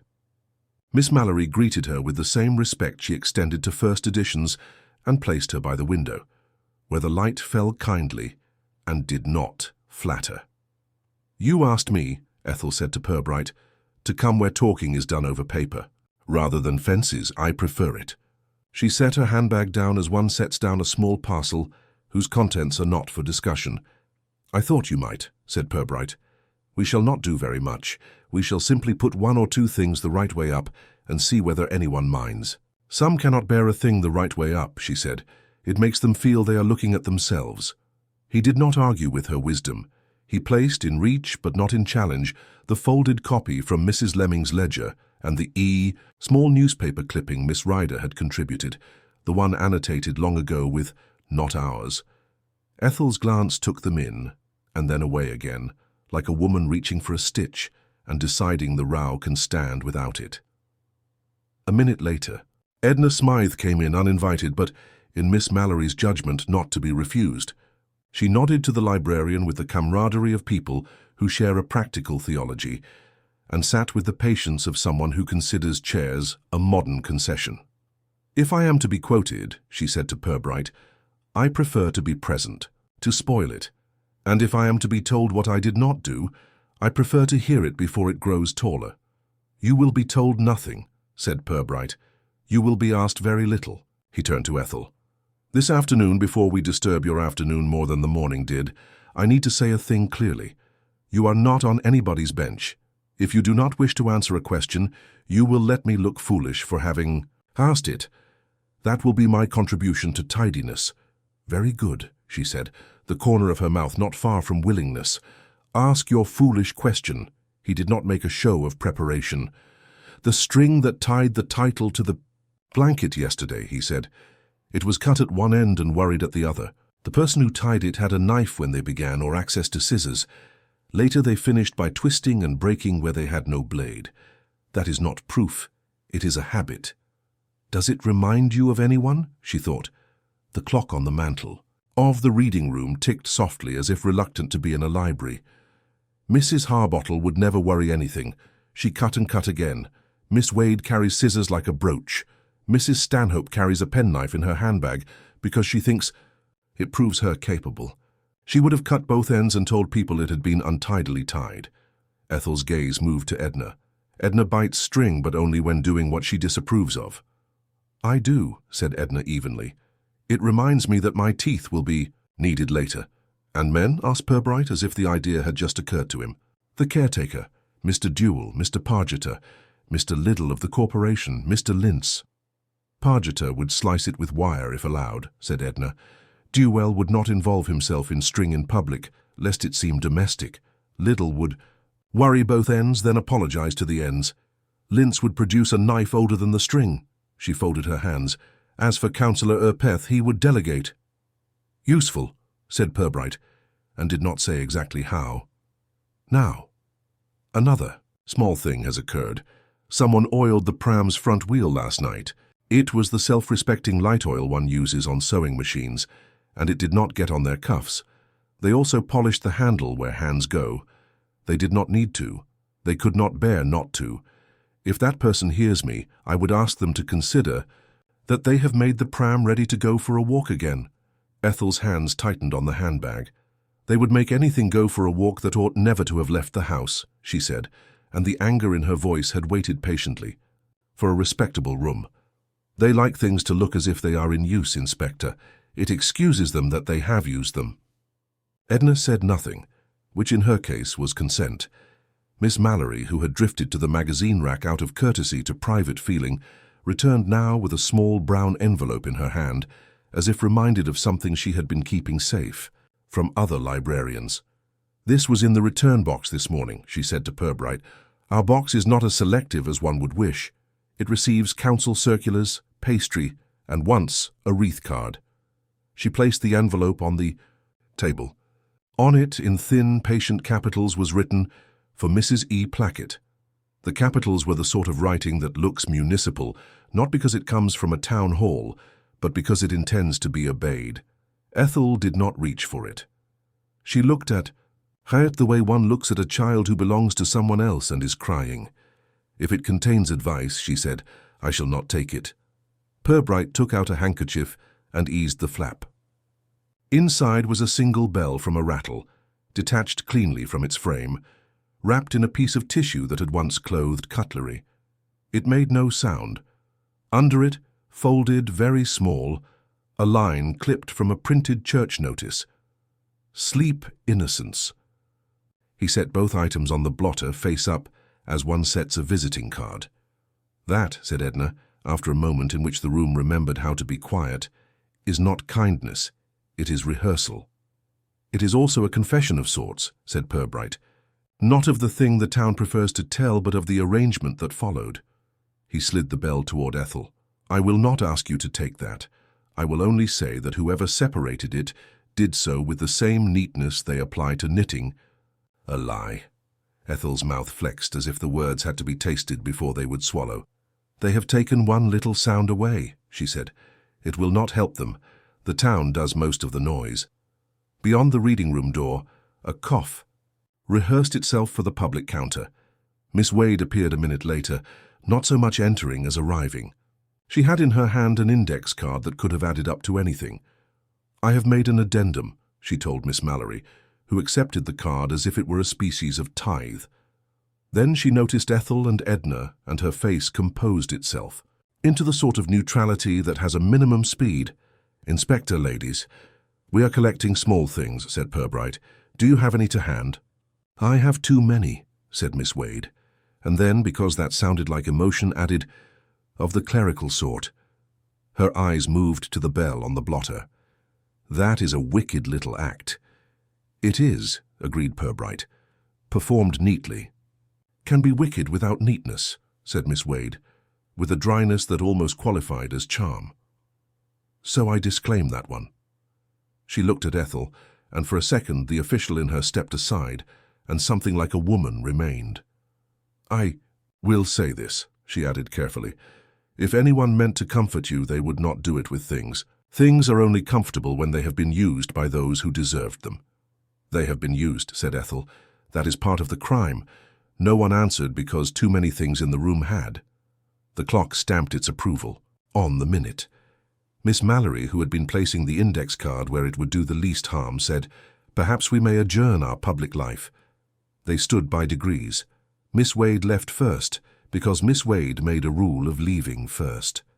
Edna gave Ethel a look that contained more instructions than any list and went away by the long route, to avoid meeting anyone who would require a handshake the size of a headline.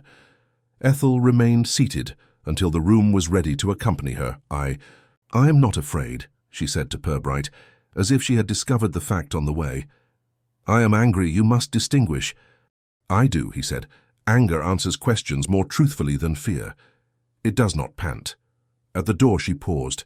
"You will not go to my girls." "I had not intended to," he said, "and meant it." "Good." She stepped into the corridor, and was received by it as towns receive the unentertainingly brave. When they had gone, Miss Mallory picked up the tissue paper that had wrapped the bell and sniffed the faint chemical cleanliness of old drawers. "Cutlery paper," she said. "The sort kept in sideboards that have a conscience for silver." "Which narrows our town to half," said Purbright, and put the bell in a small envelope of his own. He did not seal it. He disliked the sound. It would not make. Back at the station, love brought him two further modest excitements. The first was that Mr. Liddell, cowed by the memory of being useful, had confessed to setting right a notice on the Corn Exchange door the previous night and, while there, observing the small committee room door to be ajar. He had shut it, because doors should be shut unless being used. The second was that Councillor Urpeth had sent a memorandum on borough paper, noting that exhibits of a distressing nature ought not to be kept on police premises where they might distress policemen, and proposing to take charge of the pram under Parks. "Under Parks," repeated Purbright, warming his hands at the phrase. "Very well. Let him come to take charge of it. But have Mudd let him in by the yard gate and make him wait while the wheels are fetched." Love grinned. "Yes, sir." "Also," said Purbright as if it were a sudden thought, "send word to Mr. Dewell that I would be grateful if he would join us when Councillor Urpeth arrives. Conveyances with memory should be inspected by those who respect memory, not simply by those who prune it." The town was considerate enough to give him half an hour before trying to perform for him again. He used it to walk once more through the small committee room at the Corn Exchange. The chair was where Mrs. Stanhope had put it, the blotter as square as correctness could wish. He placed the rattle on the chair seat, engraving turned inwards, and left the door not ajar but open in a way that invited entry without ever quite authorizing it. On the steps outside, Miss Ryder caught him with that accidental economy she had perfected. "I'm on my way to be indignant at the post office," she informed him, "but I have a crumb for you." At 7 this morning, a man walked along the river path carrying a little tin of something and looking as if he would apologize. To err if it were out of order. He is the sort that oils a hinge before it squeaks. Not a tidy man. Those wear their virtue like a badge, but an anxious one who has borrowed tidiness for a day. "Name?" asked Purbright. "Because sometimes the world is that kind, Mr. Pargeter's assistant," she said. "Young Hamley. He is the one who fetches things from the back so that Mr. Pargeter can remain philosophical at the counter. He has a mother who believes that mending a thing is more virtuous than not breaking it in the first place." "Thank you," said Purbright. "If you find any more crumbs, bring them before the birds do." "I hoard," she said, and sailed, off to give the mails their conscience. Back at the station, the afternoon arranged itself into a small stage. Councillor Urpeth arrived with a face that had been preparing for triumph since noon. He was accompanied by a junior clerk who carried Moral superiority in a folder. Not long after, Crispin Duel appeared with a serious hat and the calm of a man who expects to be useful when other men argue. "Might we see the object?" Urpeth asked, after a speech in which he proposed to spare the borough police department unnecessary distress by relieving it of controversial items. "You may," said Purbright, and led them into the yard where the tarpaulin sat like a municipal virtue. He removed it. The pram lay there with the dignity of the unnecessarily returned. Urpeth immediately reached to adjust the hood, and then thought better of being caught doing anything. "Remarkable," murmured Duel. He crouched, not as if paying homage, but as if trying to find where memory was stored. He touched the wheel and nodded once to himself. Newly oiled, but not by a hand accustomed to axles. More the hand that oils sewing machines and door locks. Neat, small, careful. "Parks," said Urpeth with authority. "We shall convey it at once to the depot and—" "And what?" asked Purbright. "Exhibit it among lawnmowers. You will find it breeds opinion." Urpeth, affronted by the suggestion that anything in his depot might breed, gestured at the junior clerk, who looked helplessly at the handles, as if there might be a form to sign on them. Duel stood, brushing no dust from his knees, and looked not at Urpeth but at the inspector. "If the town is to be spared its worst instincts," he said softly, "it ought to see this pram only once more, and that in a place where thinking can be heard." "Thank you," said Purbright. "I had thought of the reading room." "Have the caretaker sweep first," said Duel, with the practical kindness of a man who has walked behind hearses. "Councillor," said Purbright, turning to Urpeth with the same pleasantness with which one hands a child a towel after it, "has splashed. You will do me a service if you will sit with me a short while in Miss Mallory's domain tomorrow. You can assure the borough that its standards are being met without consultancy fees. Bring no committee. Bring only your hat." Urpeth agreed because there were witnesses, and because some invitations have the sound of orders, and he went away believing he had acquired jurisdiction. "Sergeant," said Purbright when they were alone again, "ask Mr. Pargeter whether his young assistant oils bicycles, prams, or consciences on his way to work. Do it as if you were buying bacon, and put a small notice on the pram. Please do not improve. The tidy will be unable to resist obeying." Love laughed. "And after that, sir?" "After that," said Purbright, looking at the pram as, "if it would reveal a preference, we will put it where a person who cannot bear a wrong detail must pass it twice. Then we will see what they cannot help doing, and when they have done it, we will ask a question that is not the one they prepared themselves to refuse." By the following morning, the town was already producing a version of events more polished than any parquet Mrs. Stanhope might approve. At the post office queue, people agreed the pram was found abandoned in the Rectory Drive, while over at the co-op, someone said, with the authority of one who had been told in confidence, that it was dug up in a field near Brigby, same as a Roman pot. Purbright listened to neither account directly, but the cadence of the town's talk always reached him by second hand, folded neatly into the reports of those who could not resist passing it along. At the station, Love was waiting with a sheaf of notes and the bright-eyed eagerness of someone who had been entrusted with errands resembling detective work. "I spoke to Pargeter's assistant, sir," he began, young Hamley. "He says he did have oil with him yesterday morning, but it was for a door hinge in their back store. He swears he never touched the pram, never even saw it. Looked more startled than guilty when I asked." "Did he apologize to the very notion of prams?" Purbright asked mildly. "Practically bowed," Love admitted. "Said he was sorry if oil had gone anywhere it oughtn't, though he couldn't imagine. How seems a timid sort." "Timidity oils as much as pride," Purbright observed, and set Hamley aside in his thoughts without discarding him. "What else?" Urpeth's clerk called again. He asked when the pram would be handed over to the civic sphere. "His phrase, sir. I told him the pram was being consulted and hadn't finished. He went off looking baffled." Purbright nodded. "An excellent answer. When a clerk is baffled, it keeps the councillor waiting." The library reading room was their stage again that afternoon. Miss Mallory had laid out the chairs precisely as before, only this time the blotter she left askew, a deliberate gift, for experiment. The pram itself, brought under cover, had been wheeled into one corner, its squeak announcing it with a meekness that seemed almost deliberate. Duel was there, waiting with a solemnity that lent even a wheeled relic something like dignity. Councillor Urpeth arrived moments later, flourishing his presence as if it were an ordinance. He sniffed, surveyed the arrangement, and declared, "This ought not to be dragged in here. It is indecorous." "It is here because the town is," said Purbright calmly. "Please sit." Mrs. Plackett entered last. She had not been compelled, but her coming had the quiet inevitability of someone refusing to let others handle her ghosts unattended. She sat straight, her hands folded, her eyes trained on nothing that could be mistaken for nostalgia. A silence followed, the sort that draws out discomfort as naturally as the tide draws driftwood. Then, as if rehearsed, Mrs. Stanhope appeared, not flustered but composed, with Miss Wade close behind. Both women had the look of those who intend to tidy a room by entering it. Purbright did not rise. He merely inclined his head, inviting them to take the chairs opposite.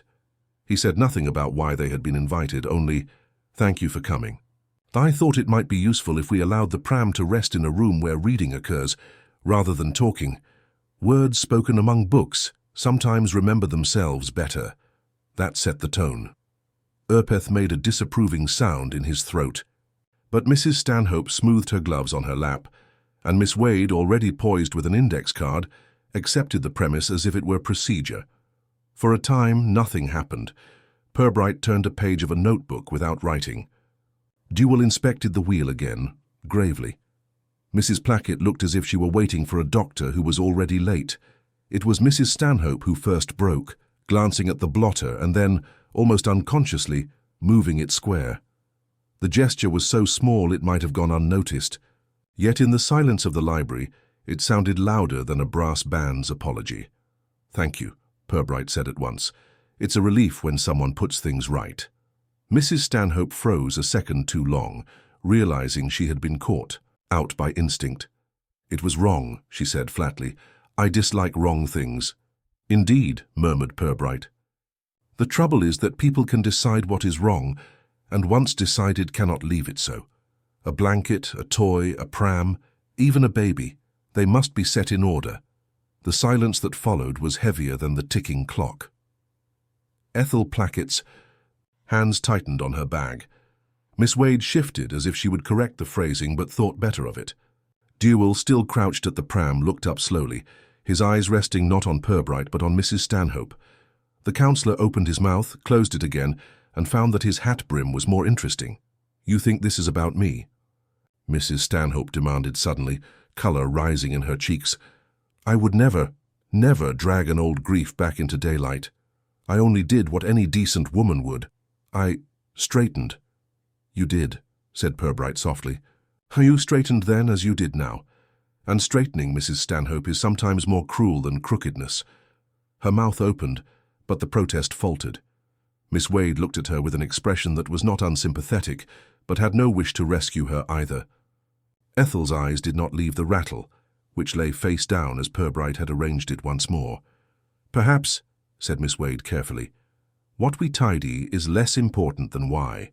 Some believe they are helping, others—" She hesitated, then allowed herself the luxury of honesty.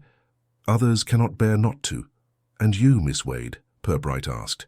His tone was polite, but the question pressed harder than it seemed. "I tidy because it is expected of me," she replied.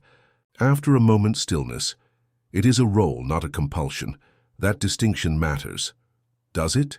asked Purbright, with a glance at Mrs. Stanhope, whose gloves were twisting faintly in her lap. Urpeth cleared his throat pompously, attempting to restore procedure. "I cannot see what purpose is served by this display. The borough has suffered. Enough gossip.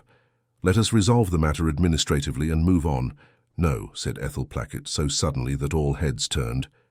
Her voice was firm, not raised. "It is not gossip that hurts, it is the tidying.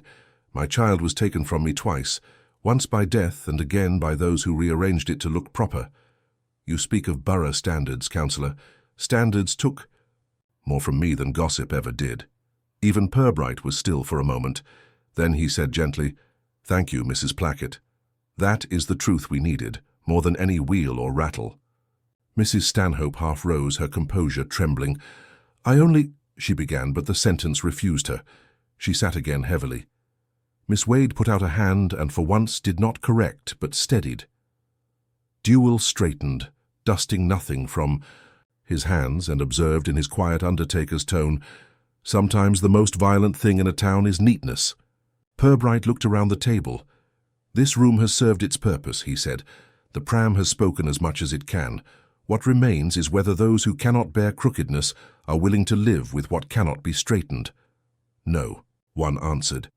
Mrs. Stanhope's eyes were fixed on the rattle, as though she wished to pick it up again, but knew she dared not. Ethel remained composed, her mouth set, but her eyes strangely lighter, as if some weight had shifted.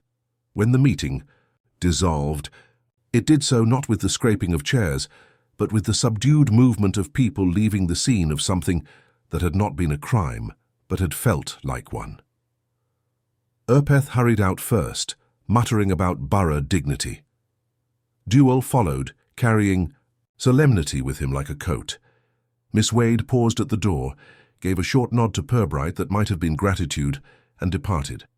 Mrs. Stanhope lingered only long enough to straighten the jug of water by instinct, then fled before anyone could remark it. That left only Ethel, who stood slowly, looked once at the pram and said in a voice both calm and final, "Leave it crooked." When she was gone, Purbright picked up the rattle and placed it gently back on the tray, face still down. Love, who had watched the entire scene with eyes wide, finally breathed, "Sir, how was that it? Did we just solve it?" "No," Purbright said mildly. "We simply reminded them what had been done. Solving will come later. For now, let us leave the pram where it is untidied, and see who can resist the temptation longest." The rain had ceased outside. Flaxborough, as always, resumed its chatter, but with an edge now, as though it sensed that some furniture had been shifted in the dark and was waiting to see who would move it back. The library grew quiet again once. The last of them had departed, the walls holding a silence that seemed heavier than any discussion that had taken place there.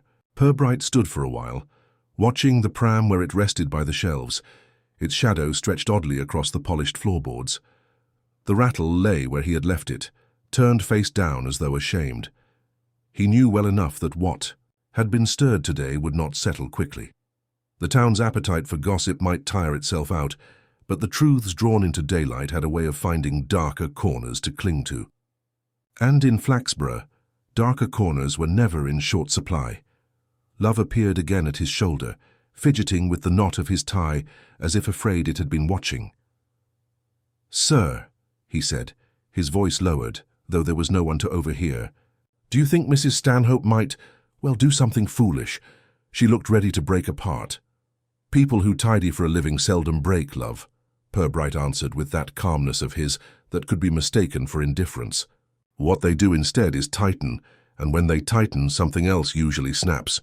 He closed his notebook with care, as if to set the thought aside before it grew sharper. The pram squeaked faintly when the evening caretaker arrived to wheel it into the annex for storage. Purbright permitted it, only warning the man not to polish or clean. "Leave it as it is," he said, and the words sounded almost like a prayer. Love followed him out into the cool evening air, where the lamps had just begun to glow against the lingering mist. Flaxborough, despite its appearance of routine, was already beginning to vibrate with the aftermath. In parlours and pubs, fragments of the day's confrontation took on the shape of stories, each teller pruning or grafting according to taste. The rattle became a necklace in one version, a christening spoon in another. The pram's oil stain grew to a pool, then shrank again to a mark like a teardrop. And always there was Mrs. Stanhope, straightening, rearranging, becoming more myth than woman with every retelling.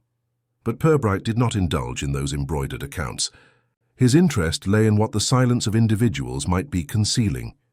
He sent Love the next morning with a list of errands, call discreetly at the registry, check which files had been accessed in the past month, and if possible, speak again with young Hamley, but casually as if about nothing more than door hinges. Love scribbled dutiful notes, looking worried.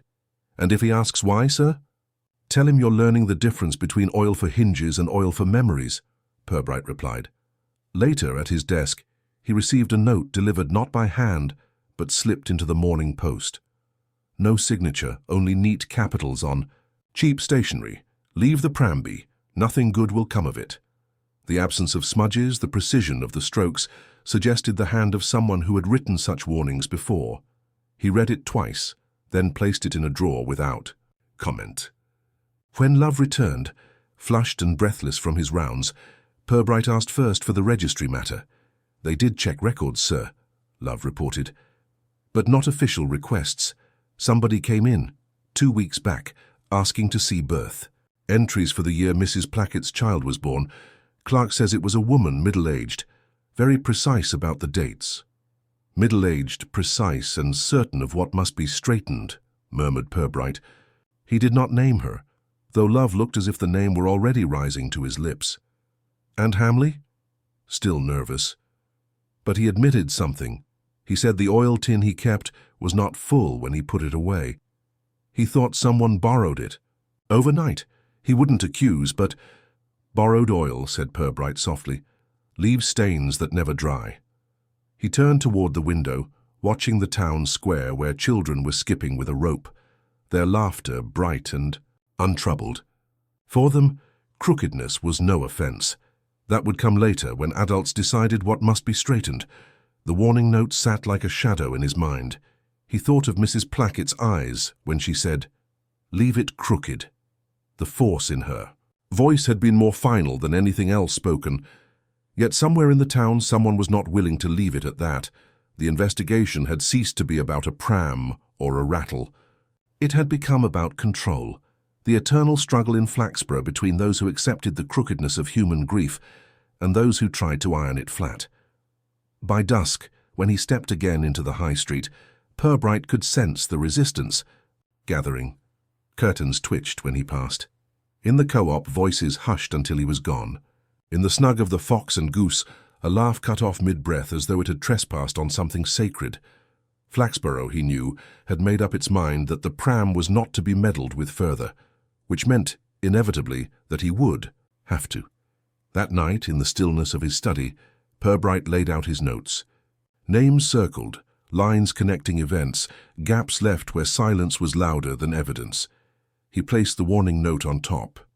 Then, as if addressing the unseen writer, he said quietly, "Nothing good may come of it, but something true will. And that is enough." Unbeknownst to him, even as he spoke, a figure moved through the rectory grounds shadowed by the hedges. The pram, returned there temporarily for lack of storage space, creaked faintly as a hand touched its handle. The rattle shifted with a small clink, as though disturbed by a breath. Whoever lingered there left no word, only silence.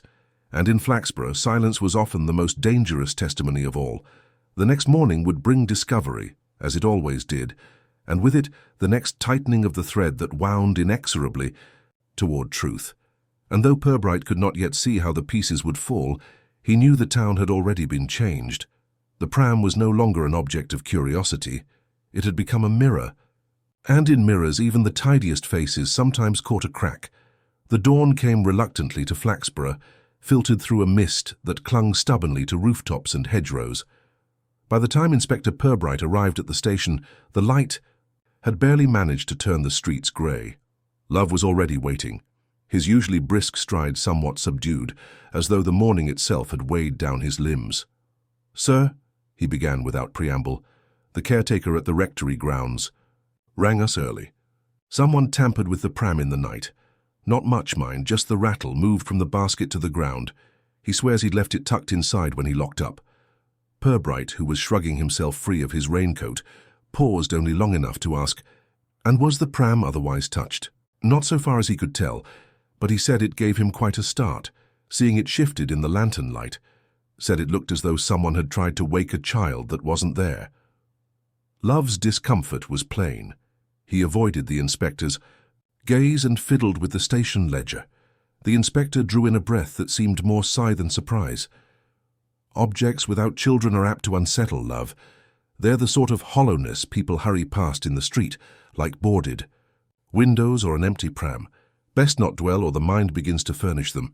Still, he agreed they should walk down to the rectory. The pram stood where it had been left, a faint glisten of dew making its worn paint shine oddly against the stone wall.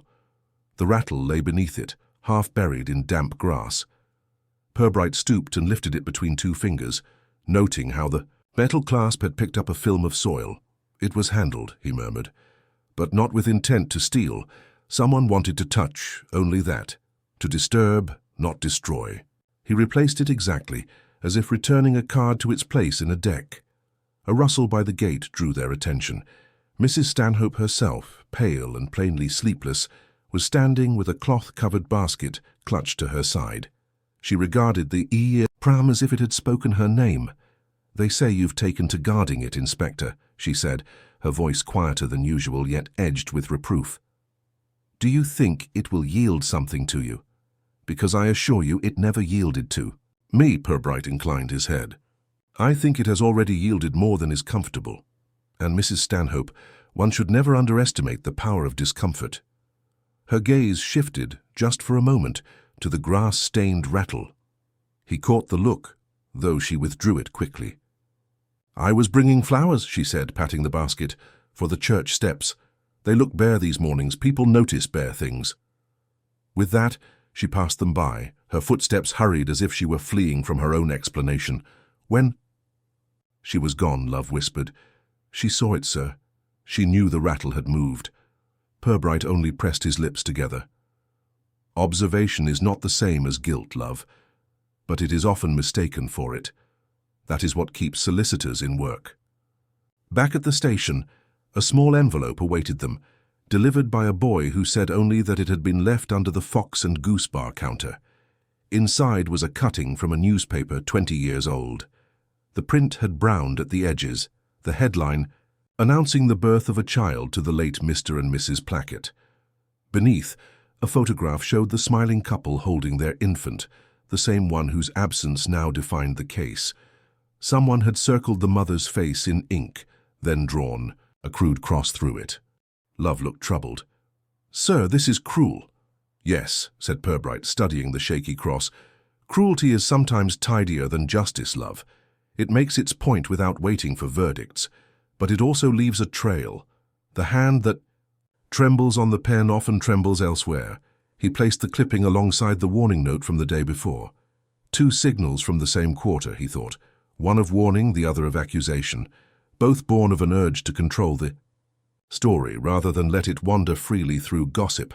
That in itself was suspicious. In Flaxborough, few resisted the temptation to embroider tales. Those who tried to cut the thread were usually entangled the most. By evening, the matter had grown still more tangled.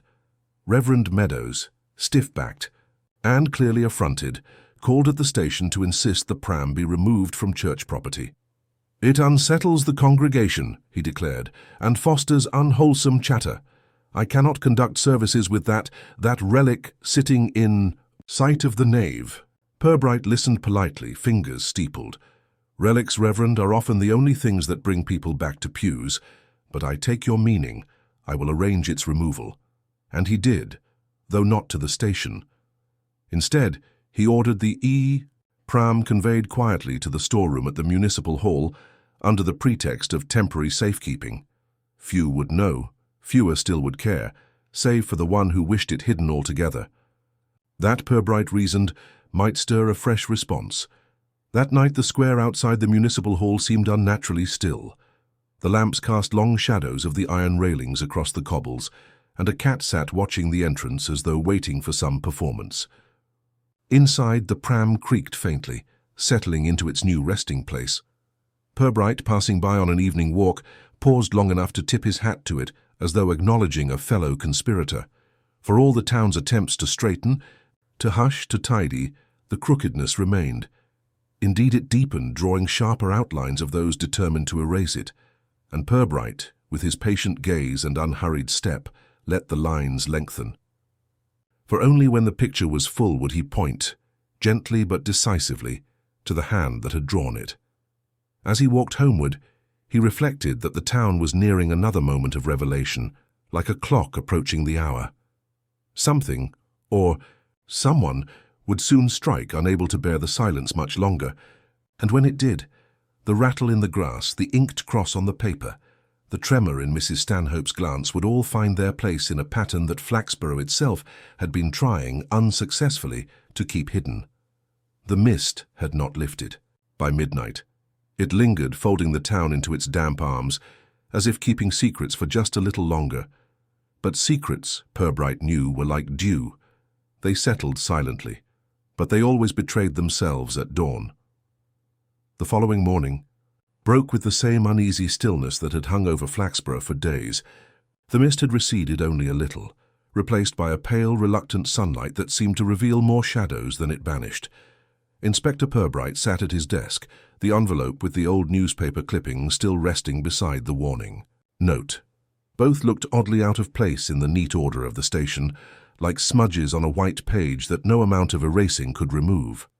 Love entered quietly, carrying 2 cups of tea. His expression betrayed the strain of sleeplessness. The bags under his eyes seemed deeper, his shoulders a little lower. "Sir," he said as he placed the tea down, "the municipal caretaker came in early. He swears he heard someone moving about near the hall last night. Footsteps, slow ones, pacing along the wall where the pram's been stored. When he went out, there was no one, just the sound of the street lamp chain swinging as though someone had touched it." Purbright sipped his tea without comment, though his eyes narrowed slightly. "And was the hall secure?" "Yes, sir. The lock was sound, windows all intact. Nothing inside disturbed, save the pram itself." "Ah." Purbright set down his cup. "What about it?" "The blanket," Love replied uneasily. "It had been folded before. Last night it was spread out as though someone had laid it gently over. Well, over something." He hesitated, lowering his voice, almost as if someone had put the child back in. A silence stretched between them, filled only by the ticking of the office clock.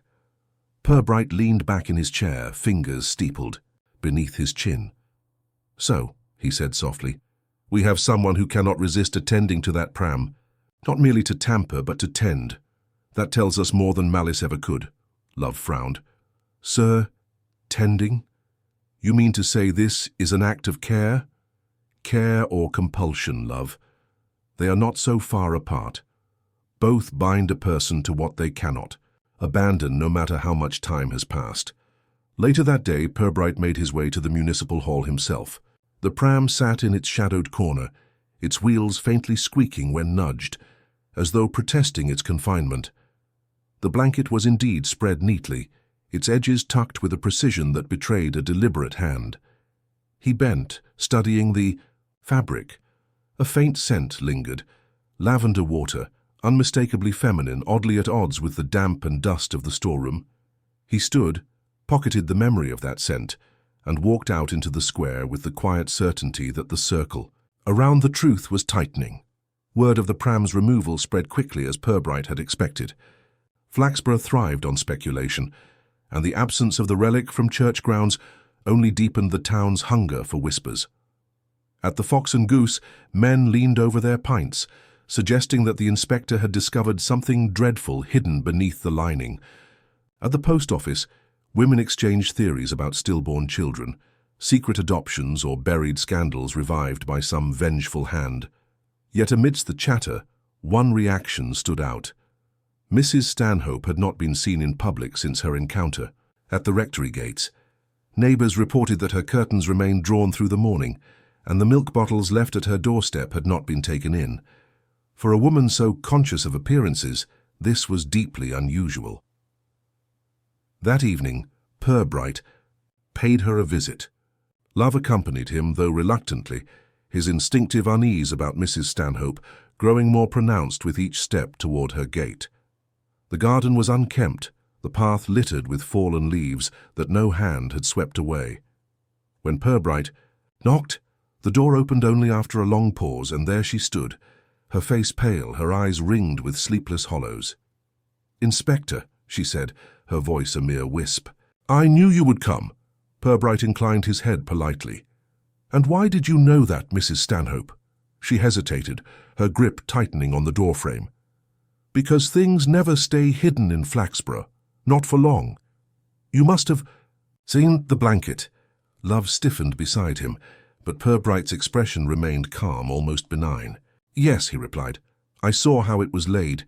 It was a careful act, an act not of mischief but of memory." Her lips trembled. For a moment he thought she might close the door in his face, but instead she whispered, "I have tried to let it rest. Truly I have. But when they moved it, when they put it there in that hall like an abandoned thing, how could I not?" Purbright's eyes softened. "Because you feared the silence more than the whispers." Her gaze fell to the ground. "I can't stop hearing him. Every night, even after all these years, I hear him cry and I go to the pram as if he were still waiting." She covered her mouth quickly, as though the confession had slipped out. Before she could recall it, Purbright placed his hat back on his head. "Mrs. Stanhope, grief often behaves like guilt.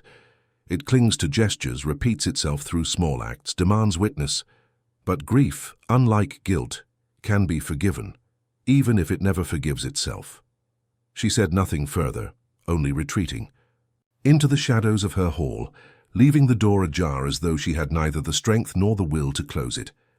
As they walked back to the square, Love muttered, "Sir, that's as good as an admission. She's been tending the pram all along. That scent of lavender, it must have been hers. Should we bring her in?" Purbright shook his head gently.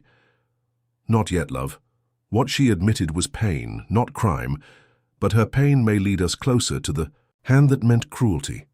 For I do not believe she scrawled crosses through photographs or slipped notes under pint glasses. Someone else moves in this matter, someone who wishes her suffering to be laid bare. That is who we must find." The following night proved him right. Another envelope arrived at the station, this one containing no clipping but a photograph, recent, sharp, and unmistakable. It showed Mrs. Stanhope standing at the municipal hall's window in the dim light of dusk, her hand pressed to the glass, gazing inward where the pram lay. The angle was such that she could not have known she was observed. On the back of the photo, scrawled in the same trembling ink as before, were the words, "She cannot let go. Do you still believe she is innocent?" Love swore under his breath. "Someone's watching her, sir, following her, photographing her, feeding it all. Back to us. This isn't just cruelty, it's a campaign." Purbright studied the photo for a long moment, then placed it carefully alongside the others. "Yes, love, and campaigns have aims. When we discover what this one seeks to achieve, we will find its author. Until then, we let them continue. For every step they take to expose her, they leave their own trail exposed in turn." The inspector leaned back, his eyes half closed in thought. Outside, the fog began to gather once more, rolling in from the fields, wrapping the town in its damp secrecy. It was as if Flaxborough itself wished to draw a curtain over the unfolding play, but the curtain, like the mist, could not hold forever. Somewhere in the quiet streets, the watcher moved, convinced of their advantage, blind to the fact that Purbright, with his patience and his unerring sense for the crooked line, was already following in silence, and so the pram remained, not merely an object of memory, but now a stage upon which both grief and malice performed their parts. The town, restless and eager for drama, watched in ignorance, not knowing that soon the performance would reach its turn. For every act has its climax, and Flaxborough was inching steadily toward its own, where the past and present would collide, and secrets, whether tender or vicious, would be forced into the light. The mist thickened over Flaxborough the following day, swallowing the roofs and softening the lines of the streets until the town seemed suspended in a pale, eerie twilight. Inspector Purbright rose earlier than usual, driven not by urgency, but by that quiet pressure he always trusted, the sense that something had tilted just slightly in the order of things. The photograph of Mrs. Stanhope still lay on his desk, its glossy surface catching what little morning light broke through the haze. It was not the image of her face that held his attention, but the way the shadow of the window bars fell across her body, as if she were caged by her own grief.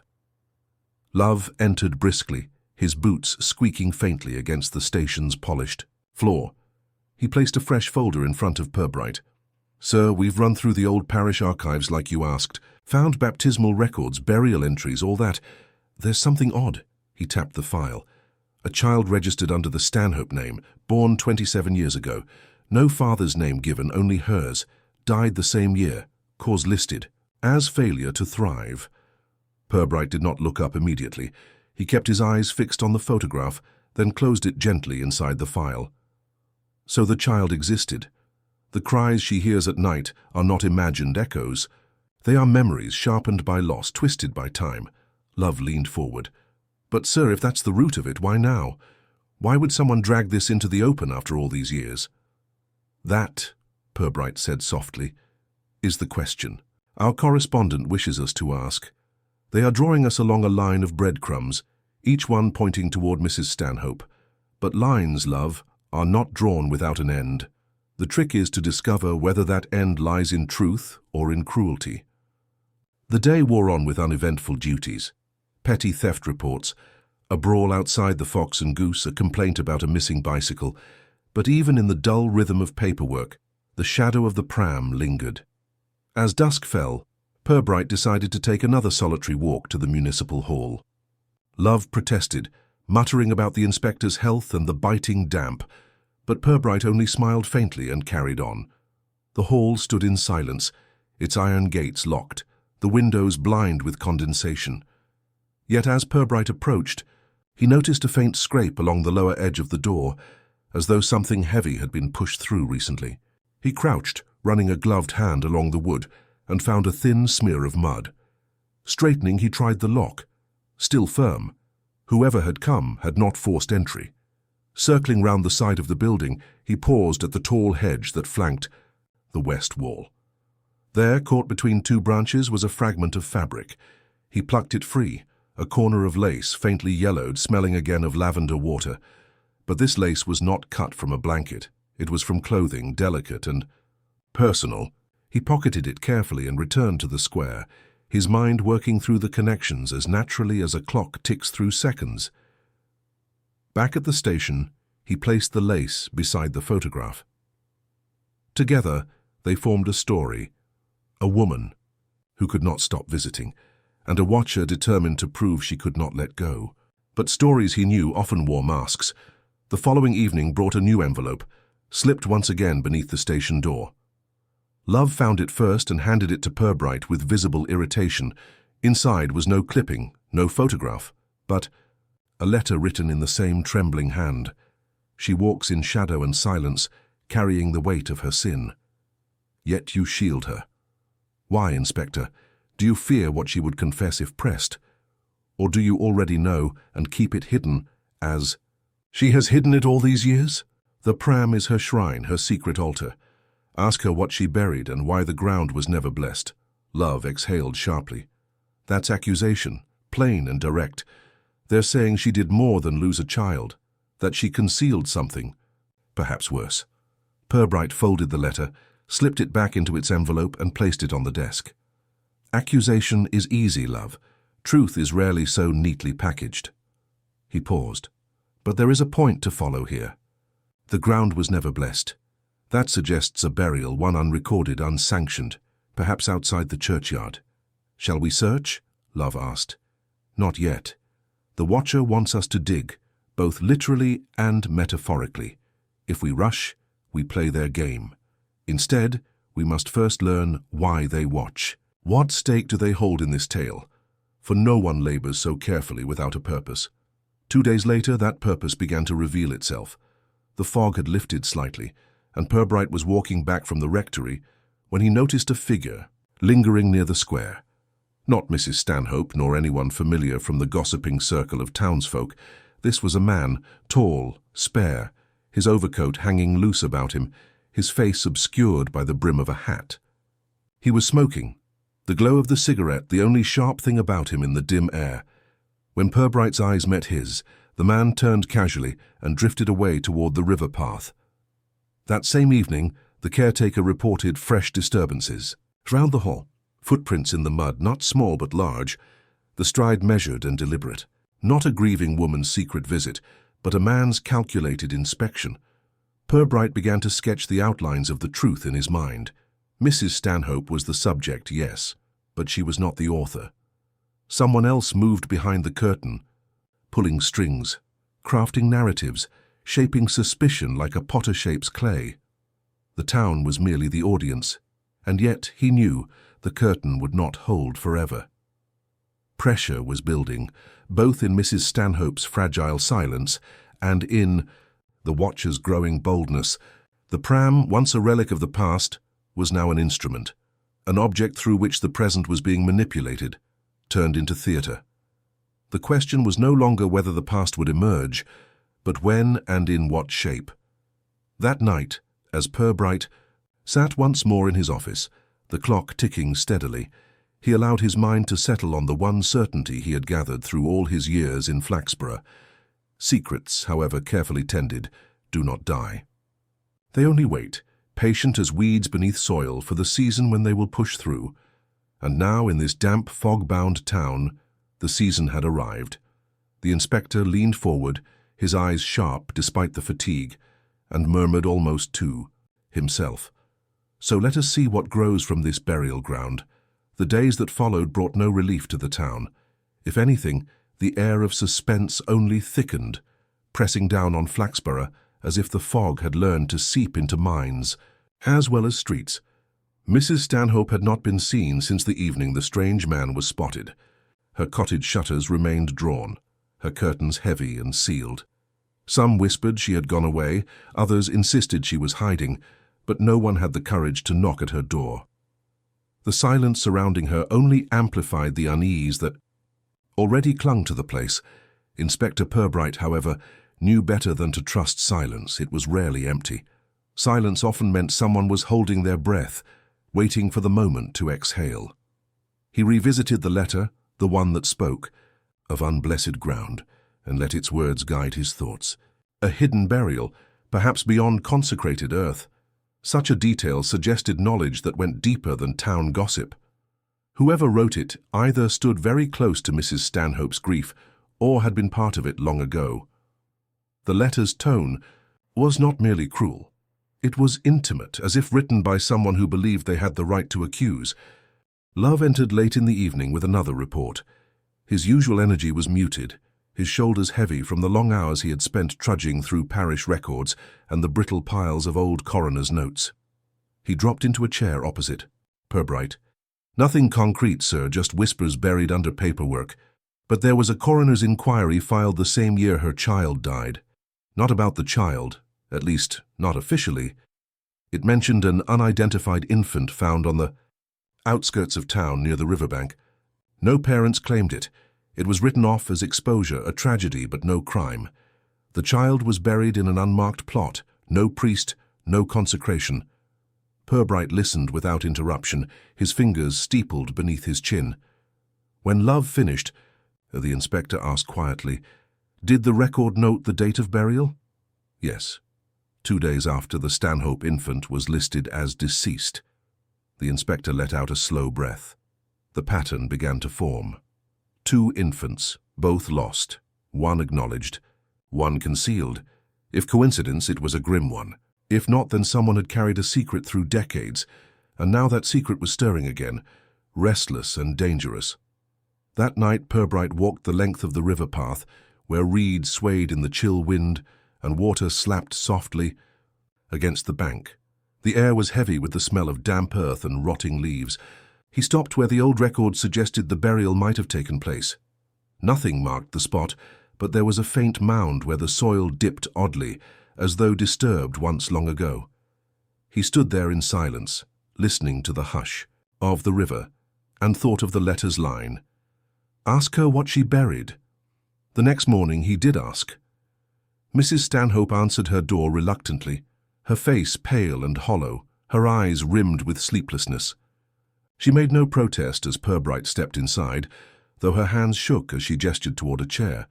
The room smelled of stale air and lavender polish, and in the corner sat the old pram, its wheels stiff, its once bright fabric dulled to grey. "Mrs. Stanhope," Purbright began gently, "you are not obliged to speak, but silence can be crueler than words, and others are beginning to speak in your place."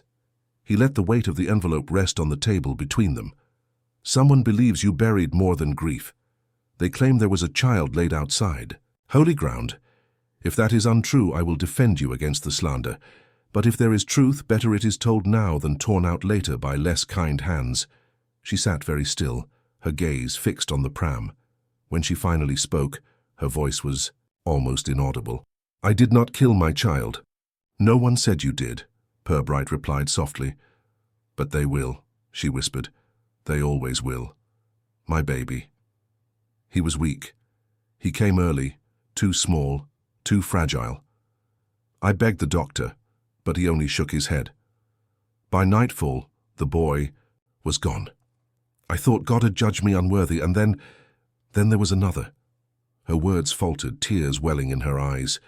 A girl, left at my door, wrapped in a blanket, barely breathing. I don't know who abandoned her. Perhaps someone desperate, perhaps ashamed. I held her until dawn, but she too slipped away. 2 children, one night. One mine, one a stranger's. Both lost. The silence that followed seemed to stretch forever. Purbright remained still, his expression unreadable, though his mind was racing. 2 deaths, close together, one recorded, one hidden. Out of grief, fear, or perhaps pity, she had taken the abandoned child to the riverbank, laid her in the earth and never spoken of it again. "Why did you not tell the truth?" Purbright asked at last. Her hands gripped the arm of the chair, until her knuckles whitened. "Because they would not have believed me. They would have said she was mine, that I bore her in secret, that I was wicked. I could not bear it, so I buried her quietly, prayed over her, though no priest would. And I lived with the weight." Purbright's voice was low, and someone else knew. Her eyes flickered, a mix of fear and recognition. She said nothing, but her silence confirmed it. That evening, Purbright and Love reviewed the caretakers. Notes again. The sightings of the man in the square, the footprints near the hall. The inspector's conclusion was firm. The anonymous correspondent was not driven by idle cruelty, but by long memory. Perhaps a man who had once known of the abandoned child, perhaps even the one who left her. Whoever he was not finished. The letters had escalated from shadows to accusation. The next step would be confrontation. As the night deepened, Purbright looked again at the pram in his memory, standing mute in the dim cottage light. It was more than an object now. It was the stage upon which truth and falsehood, grief and accusation would clash. He felt the tide rising, slow but unstoppable, and knew it would soon break over them all. When he finally left the station, the streets were empty, the fog rolling in once more, and somewhere not far away the faint scrape of footsteps followed until they melted into the hush of the town. The watcher was still out there, circling, closing in, waiting for the moment when silence could no longer hold.